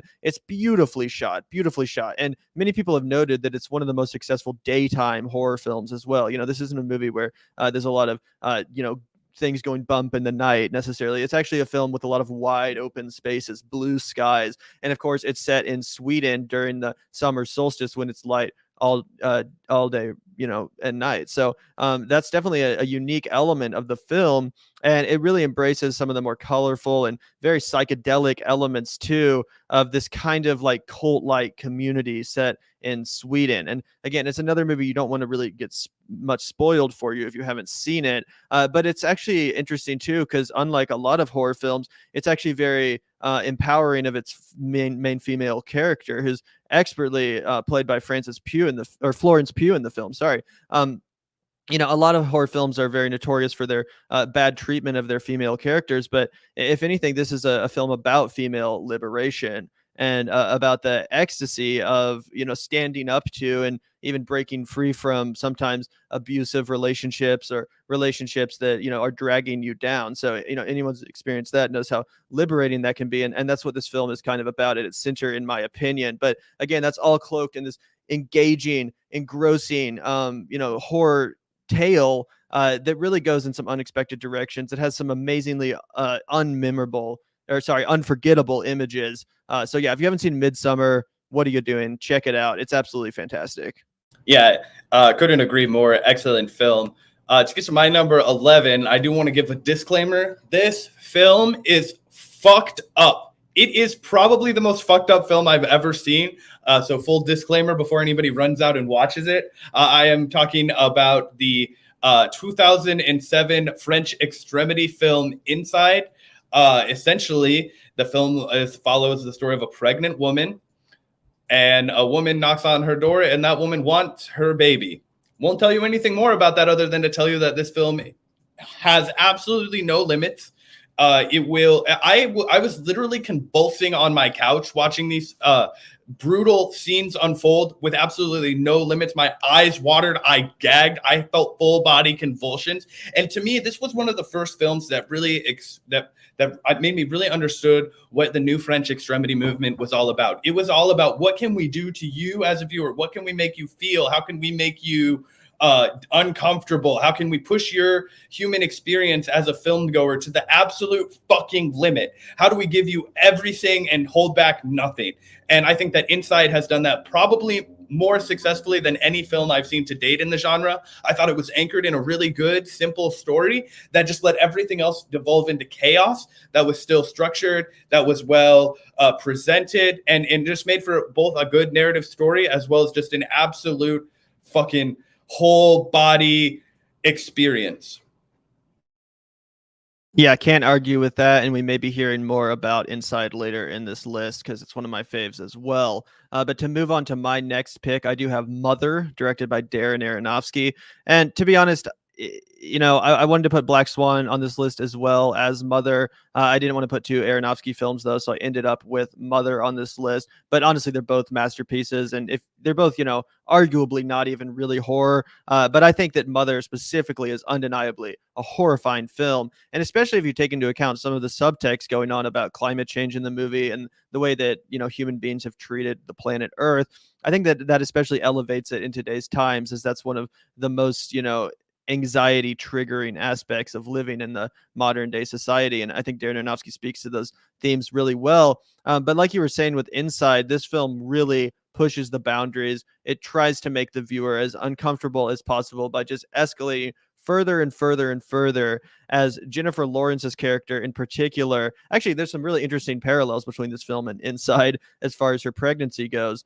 But this movie really does just go to the edge. It pushes the envelope. And by the end of the movie, you'll be left with your jaw on the floor, wondering what the fuck you just watched and how it was even pulled off, how it was even, legal to make this movie. It's so insane. If you guys haven't noticed, Zach and I both really like some crazy movies, and this is definitely one of them. So this was super divisive when it came out, super polarizing. A lot of people hated it. A lot of people loved it. And I was one of those people. But yeah, if that sounds like it's up your alley, then definitely check it out. It's one of Jennifer Lawrence's most daring performances. Javier Bardem is also amazing in the film. And Darren Aronofsky, just coming through with the classic Aronofsky experience. It escalates and just ends up somewhere you probably wouldn't expect. But yeah, definitely recommend Mother from 2017. Yeah, Gavin and I actually saw that film together, and I think that there's 100% there's a great climate reading of it. I also think there's a really interesting reading of that film as how it pertains to the creative process, but that's a discussion for another day. Next film on my list that I wanted to get to is another one that I feel like I would have never expected myself to be the kind of person that had a Gaspar Noé film on my list. At first I was like, oh, this dude's like really hyper indulgent. It's really long. I'd seen Enter the Void, and it wasn't until I saw Climax that I really fucking understood. Again, this was my two French Extremity influences right back to back, it seems like. But again, it just really clicked for me in a really powerful way when I was sitting in the theater watching Climax. For people who don't know, it's about like dancers at a dance school that get trapped in basically this like a building, and psychedelics are involved and all hell breaks loose. It's really wild. I don't want to give anything away, but the most successful elements of this film are the environment that it allows you to inhabit as a filmmaker, or as a film goer rather. The filmmaker Gaspar Noé creates it in a way that is so anxiety inducing. For anybody who has experienced psychedelics, I think it probably will add to your experience in this film because of the way that Gaspar Noé understands and articulates that feeling of anxiety, that uncertainty, that horror that can really arise after you're having a bad trip. It's probably the best bad trip horror movie that you could possibly imagine. And then, of course, with Gaspar Noé, you're going to get things like impeccable cinematography. The lighting is just like much of the rest of the film. I just think it's a downright masterpiece. I think it's entirely unique as a creative vision and something that you wouldn't see be able to be produced by anybody other than Gaspar Noé. It is true auteur cinema, and that's why it's so high up on my list as number 10. Yeah, it's totally fair, and we're going to be talking a little bit more about that later as well, as it's also one of my favorites. But yeah, moving on to my next film is Let the Right One In, directed by Thomas Alfredson. And this is probably my favorite vampire movie of all time, regardless of the century. I think this movie is an absolutely, moving masterpiece. It's not your most fast-paced or even brutal horror film. It's actually quite slow. And if there's one word that I would use to describe the film, it's that it's cold. It's set in Stockholm, and it's obviously snowy the entire time, and those vibes really define the film. But like I said, it's incredibly moving and it's incredibly emotional. And without giving too much away, it's just a very interesting interpretation of the vampire subgenre that I think is extremely successful, in part just because of the masterful direction and beautiful cinematography from Thomas Alfredson. So, if you're not as into the more fast-paced and anxiety-inducing horror cinema, you might give this one a shot. It is a foreign film, so it is, it has some, some Scandinavian sensibilities. But I love the movie, and also I love the American remake, Let Me In, which not everyone loved, but I thought was quite beautiful as well. So yeah, definitely a little bit of a change of pace, but Let the Right One In is just a movie that's always stayed with me, that always, really just haunts me, to be honest. Yeah, that one's definitely on my list of things that I definitely need to see. Number 9, excuse me, goes back to another film we were just discussing earlier. This one a little bit higher on my list than Gavin's.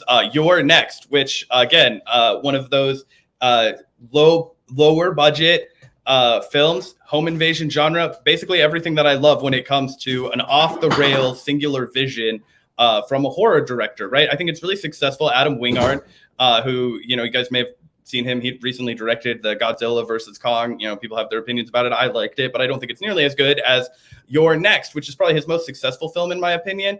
I just think that the home invasion genre, as it pertains to horror, and people have been talking about it in the comment sections about how Gavin and I's tastes are very skewed towards, brutality, home invasion, that sort of thing. And I think just for me personally, it really resonates as this is something that could really be done, right? This is something that you could actually fear having happen to you, right? So for example, this film, I don't want to give anything away because it's kind of one of those films, but essentially family all trapped in a big house, wedding anniversaries coming up, whatever, and then a gang of killers mysteriously come outside for some reason and begin slaughtering everybody ruthlessly. It's got a great, strong female lead that's badass as hell, so if people are interested in that, that's always nice and gratifying, a little bit of a change of pace from the typical horror tropes. But overall, just an impeccably strong, fast-paced, well-directed film by Adam Wingard. Really loved Your Next. Basically, a kind of film that's tailor-made for my enjoyment. Yeah, I love Your Next. So totally reiterate all those points. And also everyone should check out The Guest, which is Adam Wingard's follow-up to Your Next, which is also a great movie. Has some really good Halloween vibes as well. But to move on to my next pick, I do have It Comes at Night, which you talked about a little bit earlier from 2017. This really is the perfect pandemic era movie, even though it was shot and released before the pandemic in 2017. It's so moody. It's really haunting. Don't want to give anything away about this one, but it really is terrifying in a minimalist sense. But yeah, totally gripping. It'll keep you engaged. It'll keep you scared. And you don't really know what's going on for a lot of the movie, which in my opinion makes it all the better. But yeah, Trey Edward Schultz is an amazing director. If you guys haven't seen Krisha, it's also a somewhat horrifying film in a different way, in a totally different way, but very much worth your time. But yeah, I absolutely love It Comes at Night. Yeah, absolutely. Fucking amazing film. And I think that, is it my turn now? It is. Number 8. This film, another classic. It took me actually two times to really understand this film, really appreciate it, understand it. And now every time I watch it, I kind of appreciate it more and more. And this is, again, one of the slow burn ones, one of the ones that I tend to have a little bit of trouble getting into. But once I get into them, fucking awesome. And that is Robert Eggers' 2015 film, The Witch. First things first, this film is probably one of the best acted horror films I've ever seen in my life. The ability for these cast members to be able to articulate dialogue in the way that it seemingly would have been uttered in the 1600s when this film is set in New England. It's basically a film, 1630s New England. Family leaves town because they want to practice their religion in like a pretty specific way. The dad defies the church's orders or whatever the fuck, and so they move off to go live on their own. They are haunted by a witch. I don't want to give anything else away. If you've seen The Lighthouse by Robert Eggers, you can expect a lot of the same masterful cinematography. The natural light that's used in the filmmaking is absolutely gorgeous. It's very unsettling. It is a masterclass in filmmaking from start to finish, if you ask me. Again, we're getting into some films where I don't want to reveal too much about it, but everything, I just thought that this was a masterclass on all sides. Yeah, love The Witch. Definitely. My next film is Antichrist from 2009, directed by Lars von Trier. And I really like Lars von Trier in general, but Antichrist might be my favorite film of his. I think it's a really beautifully shot movie. It's very interesting to look at. There's all kinds of crazy stuff going on in this movie that, again, don't want to give too much away about, but it's basically, a couple loses their son and decides to retreat to this cabin in the woods, hoping to kind of repair their relationship and their marriage in the wake of this tragedy. And all kinds of unexpected things occur. It gets very psychological, very surreal, and very classically Lars von Trier in its depraved content and just willingness to go where so few other directors would. So highly recommend Antichrist if you're down for a wild ride. It is a stomach churning movie with a very infamous last act. So again, if you're not prepared for that kind of thing, maybe stay far away, in fact. But if you like that kind of stuff, then definitely check out Antichrist if you have not. It's an absolute masterpiece, in my opinion, and just one of the most shocking and unforgettable films ever made. One of my all-time favorites. Can't argue with that. It's definitely a unique, fucking depraved film, for sure. My number 7, I think, is probably my most debatable as whether or not is it a horror film, is it not a horror film, and that is because it is the 2000 masterpiece by Mary Harron, American Psycho. So I'm going to go ahead and pitch everybody my argument that this is a horror film. One, I think it's a satirical understanding of the slasher genre, right? It represents who are the real bloodsuckers, the fucking sociopaths of our society. It's the hotshots on Wall Street. These are the guys that are the most bloodthirsty in the world. Why wouldn't it make sense to have them just go on a fucking killer rampage? And that's essentially what happens as, Christian Bale, in one of his best performances of all time, in my opinion, he plays this super successful New York investment banker who is a sociopath, psychopath, really, and he gets a lust for blood. There are some of the most just fucking insane scenes in this movie. Many people will remember, if you've seen it, the scene of him running naked with a fucking chainsaw. I mean, that's just fucking like all off the rails for a mainstream movie that had the cultural significance of this film. I think it's a masterpiece from start to finish. It's exhilarating, and I think it's just a unique take on the slasher genre that I wanted to include here. Yeah, for sure. And I don't think there's any arguing with the status of American Psycho as a horror film. It certainly is. It probably would have made my list too, but I just really need to rewatch the movie. It's been a while since I've seen it, and I didn't want to, not be able to speak about it eloquently. But yeah, love American Psycho, and definitely a good pick for your list, Zach. To move on to my next pick, I do have Climax from 2018, directed by Gaspar Noé. And I do love all of Gaspar Noé's movies, including Enter the Void, which you threw some shade at earlier. But yeah, Gaspar Noé is a great movie. And Climax honestly might represent the very peak of his art. It really is one of his most well-constructed, perfectly edited films. The cinematography is absolutely incredible. And yeah, like you said, Zach, this is a great horror film about essentially a bad trip, or many people's bad trips. Essentially, the punch gets spiked with LSD at a massive party at a dance school, like you said, Zach, and things just spiral out of control. So without giving anything away, I would highly recommend everyone check out Climax. It's a psychedelic masterpiece, one of Gaspar Noé's best movies. And I mean, honestly, just from a technical perspective, this film is a masterclass. Just in the first 20 minutes, you'll be wondering how the fuck did they pull this off? So yeah, incredible movie. Highly recommended. 2018's Climax, Gaspar Noé. Check it out, guys. Definitely fucking blew my mind when I saw it. That's for damn sure. My next film is a film that Gavin recently was, not recently was speaking about, speaking of another film by this filmmaker. Mine is 2016 Raw by Julia Ducournau, French filmmaker. This film I actually saw recently in preparation for Titan, because I had never gotten around for it. I was really mind blown by this was my first exposure to Julia Ducournau's work, and the proficiency that she has, the unique vision, the cinematography, the acting that she's able to pull out of these largely young actors at this school. I thought it was absolutely phenomenal, including the performance that's anchored by the main star, what's her name? Garance Maillet. I have a horrible French accent, even though I took 5 fucking years of this shit in school trying not to be such a fucking idiot. Yeah, it holds bars, right? Like you mentioned in Titan, she certainly draws inspiration from some of the more new French extremity elements. It's very, it's not quite as depraved as Titan, which we'll get to, but it definitely has some more graphic moments, and it's a really interesting exploration into eating meat in general. Just a fantastic film, very scary, very if you're somebody who gets like weirded out or scared for animals, you'll also find this film pretty moving. Just an excellent piece of cinema, and I'm excited to talk more about Ducournau when I get to Titan on my list. Yeah, absolutely. And just to take a quick break, I wanted to shout out Gabe 499. Thanks so much for the super chat. Loving this new podcast. Have you guys ever seen Mulholland Drive? I don't think I've ever heard of that film. What's that about? No, I'm just kidding. Mulholland Drive is my favorite movie of all time. So you're right on the money, Gabe.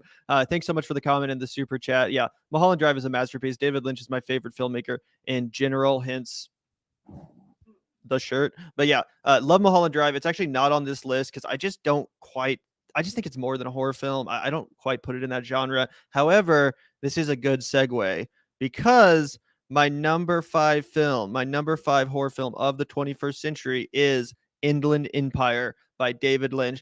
And while I was just mentioning that I don't really consider Mulholland Drive to be as much horror, although it does have some undeniably horrifying scenes, Inland Empire is a straight up nightmare transposed into cinema. It's actually shot digitally, a handheld camera that David Lynch was experimenting with, and it's mostly shot by David Lynch himself. He really is the cinematographer on this one, in addition to being the writer and director.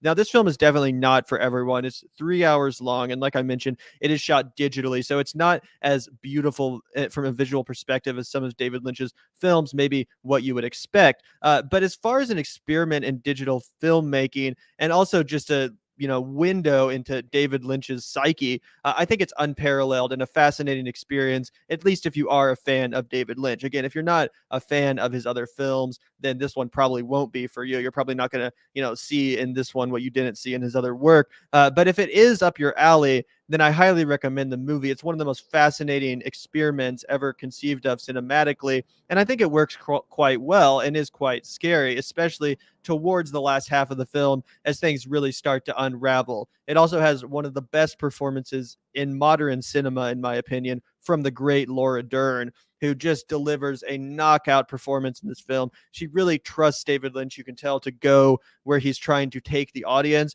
and she delivers a hell of a performance, guys. So yeah, check out Inland Empire. It kind of defies understanding. It defies logic. It even kind of defies a synopsis because things really change course pretty quickly in the movie. But like I said, highly recommended if you're a fan of David Lynch. This film is like watching 3 hours of David Lynch's nightmares, unfiltered, uncut, and unrestrained. So yeah, Inland Empire. Yeah, just to echo the sentiments on David Lynch, while no David Lynch films make it on my list, if I did consider Mulholland Drive a horror film, I'd also probably put it as my number 1, just because I think it's, hands down probably the film of the 21st century. Just if you look at its ambition, its success, its scope. I mean, it's a film we could do an entire hour and a half long podcast about, really getting into the nitty gritty. We might do that someday. Gavin and I both really love that film. It's a film we both share an intensity for. Gavin put me onto it when I was like 15 years old, blew my mind about cinema. Another film that I'll segue into for my top 5 as we crack into it. Gavin and I are about to reveal our top 5 of our list, counting down from 21 films, top 21 horror films of the 21st century. This film is another maybe unconventional choice, but I think it explores one of the most serious and one of the most deeply, psychologically horrifying elements of our society. And so this is film, let's see, what year did it come out? The 2011 film by Pedro Almodovar, The Skin I Live In, starring Antonio Banderas. And this is a really interesting film because, again, it doesn't meet a lot of your traditional criteria as far as horror goes. But this film really spoke to me in a really visceral way when I saw it the first time. And it actually made me empathize really, really deeply. And, maybe we'll talk about this with the trans experience. I thought that it really did explain the horrors of living inside of all that. And again, I don't want to give away anything about this movie because it's one of those films, again, where you talk about it for 10 seconds and then the whole fucking movie is spoiled for you. What I'll say is this: Pedro Almodovar, with a very open heart, explores something that I think is a very can be very scary and very often misunderstood and poorly treated subject matter, but he dives right into it. The performance by Antonio Banderas is exceptional. The filmmaking structurally, as from cinematography standpoint, strong, really personal, very open-hearted film that I think really gets to the heart of a terrifying issue, and that's why I put it as my number 5.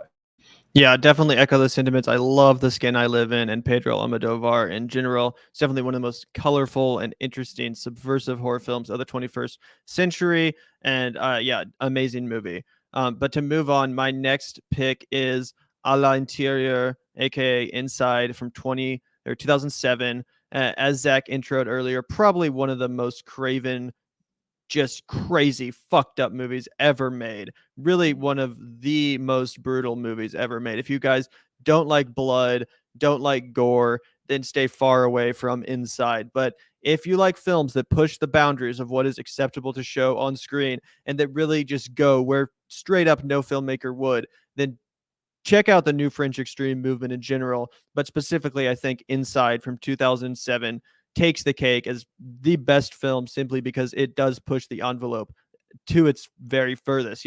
This film, like I said, goes where no other film would.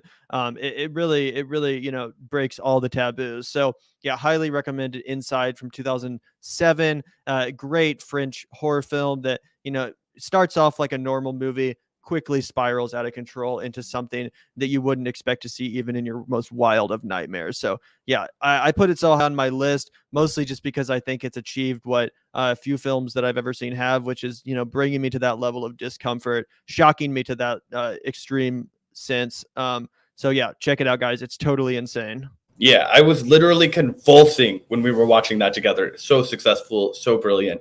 My number 4, again, I told you all we would be talking more about Ari Aster, as I'm sure Gavin's going to. 2018's Hereditary. I definitely could see putting this as your number 1. My fucking list gets really tight at the end where there's a lot of moving around. I think that this is probably one of the most successful horror films I've ever seen about loss, about grieving. I think it might be one of the most successful films, period, I've ever seen that broaches the subject, particularly because it does it from such a unique perspective and through a unique genre. I think that what's her name? Toni Collette, is that the name of the mother in that film? Gives one of the most agonizing, fucking painful performances in that scene. I don't want to give anything away, but many just devastating moments in that film. I think that the filmmaking, the cinematography is so I don't know. It's so dark and ominous and sad, but it also still makes it extremely terrifying. I think it's just a great film, and even though I'm talking about it extremely ineloquent. Yeah, absolutely. And thanks, P. Walker, for the $5. I love Man Bites Dog. That's an amazing fucking movie, and thank you for bringing it up. Absolutely insane fucking film. So thank you for bringing that up. But yeah, definitely a good recommendation too. And thanks for the $5, P. Walker. Glad you guys are appreciating this segment. By the way, if anyone's just tuning in and doesn't know what the hell is going on, Zach and I are going through our top 21 horror films of the 21st century for our new channel, which we just started. The link is in the description if you guys want to subscribe. It's called Screen Fiends, and we're going to be doing more content like this over there. But yeah, that's what is going on right now. We're doing our top 21 horror films of the 21st century, and yeah, Hereditary is a great film. To move on to my number 3, though, I do have The Witch, directed by Robert Eggers. And yeah, this movie is fucking evil, guys. This is one of the best kind of demonic possession movies ever made. And also, if you love the witch subgenre, then you'll definitely love this film. It could be considered a feminist horror film for sure. And as you mentioned, Zach, the acting is some of the very most amazing in any horror film ever.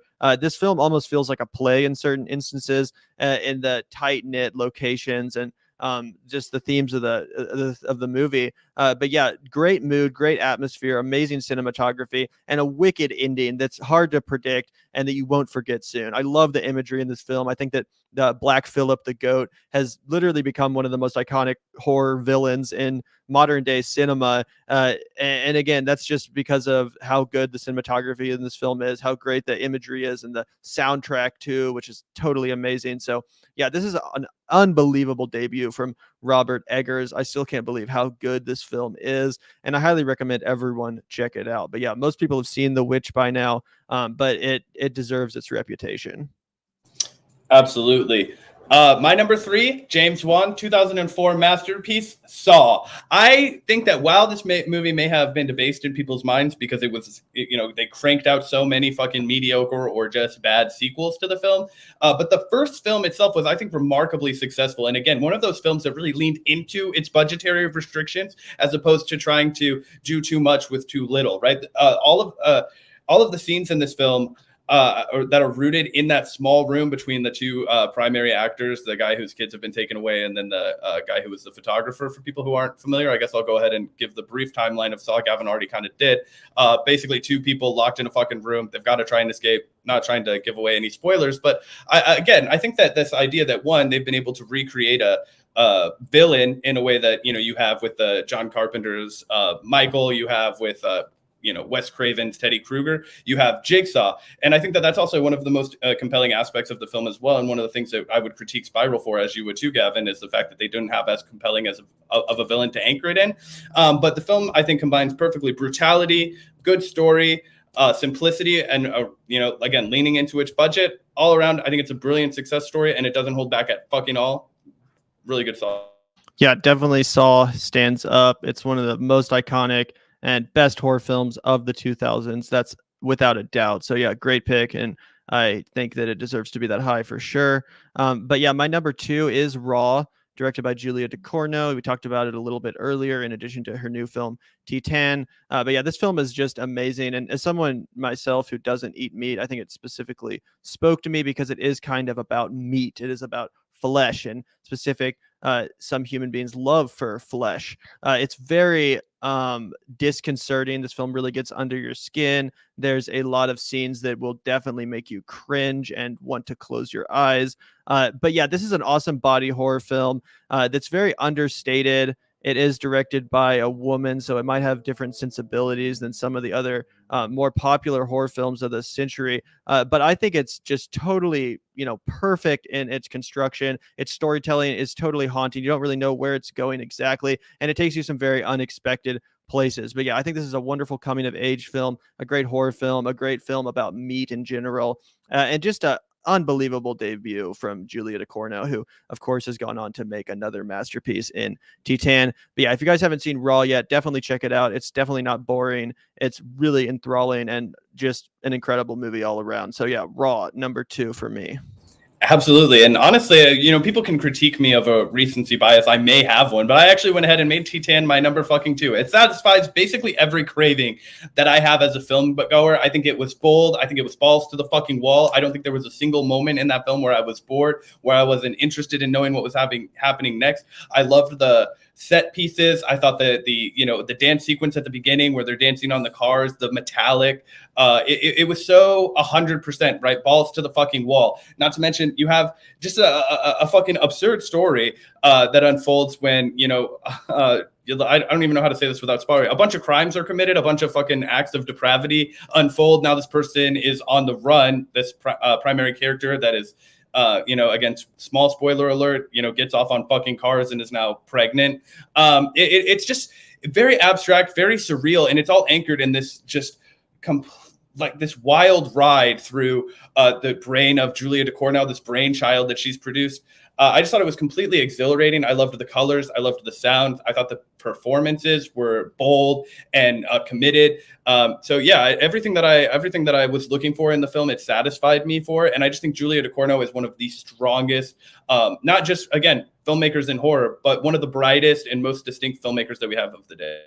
Yeah, totally agree. Can't wait to see what she does next. Just to address this comment, thanks so much for the 199 stand. Watch Gozu by Takashi Miike, Japanese surreal horror. I fucking love Gozu, so thank you for bringing that up. And I also love Ichi the Killer, which nearly made this list. I really grappled with putting it on there. It didn't quite make my list, but huge fan of Takashi Miike. Also, Audition is one of my favorite movies of all time. So yeah, thanks so much for bringing that up. And yeah, Gozu is a modern classic for sure.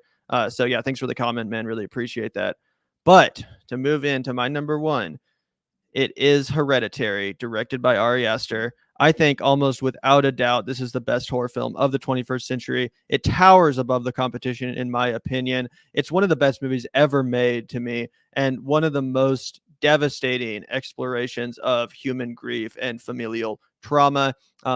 I think Ari Aster talked about how originally he didn't even necessarily envision this as a horror film, but he realized that to get his message out there, it would, be a lot more talked about and a lot more discussed and consumed if he leaned into a genre element, which I think is for this movie's betterment, because it really plays both fiddles perfectly. On one hand, it's this creepy, terrifying horror movie that genuinely disturbed me and unsettled me when I first saw it in theaters, an unforgettable cinematic experience that I always, cherish. But on the other hand, it is an extremely powerful family drama about what happens to a family in the wake of a tragic loss or two. This movie is literally unforgettable when it comes to its acting and just some of the most, tense scenes ever, specifically a family dinner scene that goes wrong. So yeah, this movie is haunting. Some of the images from it will never leave your mind after you watch it. And again, the first time I watched it, it was one of the most unsettling, chilling, and unexpected experiences I've ever had in a cinema. I heard that it was this generation's The Exorcist, and I didn't believe that until I saw it, and then I totally was on board. This movie is genuinely terrifying, at least it was to me. Chilled me to the bone. It's unforgettable. Toni Collette's performance is a master class. It's a goddamn crime that she didn't win an Academy Award for her performance in this film. Just going to such an extent to portray this grief and anguish in a proper fashion. So yeah, huge props to Toni Collette and to Ari Aster, of course, for coming out of the gate with just a fucking masterpiece of the genre. I can't wait to see what else he does with his career, but it'll always blow my mind that he began with such a great film. Yeah, 100%, absolute masterpiece. The Ants is all I'll fucking say to add to that. But shout out to Jonathan Boyle. Actually, Gavin included It Follows on his list. We both seen it, both enjoy it. I think it's a damn good film, even though it's not on my list. And also, isn't it released by A24? I think they did release it. Yeah, I'd say 24. Cool. 100%. But anyway, I guess to get to my number one film of the year, this is a hot take, guys. This is a non really that popular film, but I think it just spoke to me in every single fucking way possible. My sensibilities growing up, it's probably to this day the most powerful experience I've ever had sitting in a theater watching a movie. And that is the 2015 film by Jeremy Saulnier, Green Room. For people who aren't familiar with the story, a punk rock band runs out of gasoline when they're on a very DIY punk style tour. Side note, I was really into the DIY punk scene when I was a kid, which probably relates to why I like this film so much. Although I do think it's masterfully made as well. They're going on a tour. They need basically the guy that's supposed to host them for a show loses his permits to host a concert venue. So he's like, "Don't worry, guys. I know you need money to get home. My cousin owns a venue that you guys can play at." So they go to the shoddy venue and they find out that it's run by red-laced fucking punk Nazis. Okay, they then play Famous Dead Kennedys, Nazi punk, fuck off. All hell breaks loose into carnage. The style of this film, chef's kiss. The tinted lights, the fucking dinginess. It's one of the only films I've ever seen that really captures the spirit of like DIY punk music in the 2000s. Jeremy Saulnier, definitely, you can tell he comes from that kind of a background. And the whole film embodies that sort of punk rock ethos, man. It's fast paced. It's no holds barred. It's, again, it's got a very set, the area where the film is taking place. Most of it's at this venue where the carnage is occurring. I just think everything about this film is completely successful. I think it's a unique vision, and I personally absolutely loved it. I can't celebrate it enough. I think that it is potent. I show it to every single person that I meet. I just think it's a great film. Yeah, love Green Room as well. I'll never forget the first time we saw that together, Zach. So I definitely wouldn't argue that that's one of the best horror films of the 21st century as well. Although you're right, it really does kind of transcend the genre. It's a thriller as well. So yeah, but great movie. And overall, I think this was a great list. If I had a few runners up, I would throw out there Oculus by Mike Flanagan, Get Out by Jordan Peele, The Skin I Live In, The Others, The Orphanage, Trick or Treat, Crimson Peak, Martyrs. These are all movies that I had to painfully excise from my list while I was making it because I truly do love them as well, in addition to some others that I'm sure I didn't even mention. So yeah, this was a tough list to whittle down, but I do think we settled on pretty good top 21s for the 21st century, and I hope you guys enjoyed watching as well. If you're new to the channel, make sure to subscribe. And of course, if you guys are watching here on the Vanguard, which you are right now, we are starting a new channel, which we've just created. It's called Screen Fiends, and it is on YouTube. The link is in the description. If you enjoyed what you just saw, please do subscribe. It'll really help us get this new channel off the ground. We're basically going to be editing what just happened and putting that on the new channel as our first video. But there's a bunch of more content that'll be coming in the near future, other lists about a variety of genres, not just the horror genre. So yeah, make sure to hit subscribe if you enjoyed what you saw. We're just getting started, and obviously we're going to, get better as we go. But I think that was a pretty solid first run of film topics. And again, thanks everyone for watching through that, our Vanguard listeners.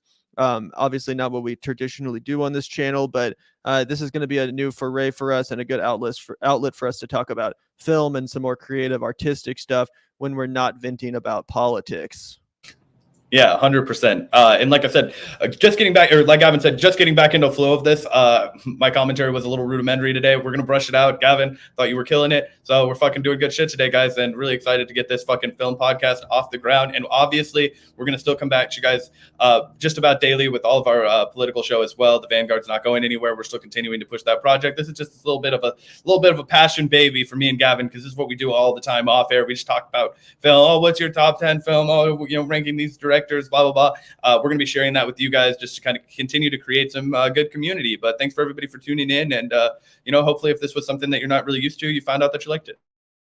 Yeah, exactly. And I thought your commentary was perfectly fine, Zach. But yeah, everyone make sure to subscribe to Screen Fiends. Like I said, the link is in the description. It's our new movie channel. It really would help us grow that channel, which we're really excited about. So yeah, thanks so much, guys, for watching today. If you like what you saw, hit up that link in the description to subscribe. And before we jump off, thanks so much everyone supporting the Vanguard on patreon.com/the Vanguard channel. We do begin and end all of our streams with a big shout out to our comrade and Vanguardian level patrons, which we are eternally indebted to for keeping the show going, keeping us viewer funded, keeping us coming to you guys on an almost daily basis. So yeah, we're having a lot of fun here, and really appreciate everyone for tuning in today and also sticking around while we talk some shit about movies. That was really fun. And like I said, we're hoping that this new channel, gets off the ground at some point too. But like Zach said, the Vanguard ain't going anywhere, guys. We're not going to be reducing our Vanguard output at all. We're still going to be coming to you guys at an almost daily basis. So yeah, lots of good stuff. We're staying busy. We're staying on fire, and we hope you guys enjoy all the content. So thanks so much, everyone. Everyone have a great rest of your day. And I guess that's it for today's live stream. We're damn near 2 hours now. Hell yeah, bro.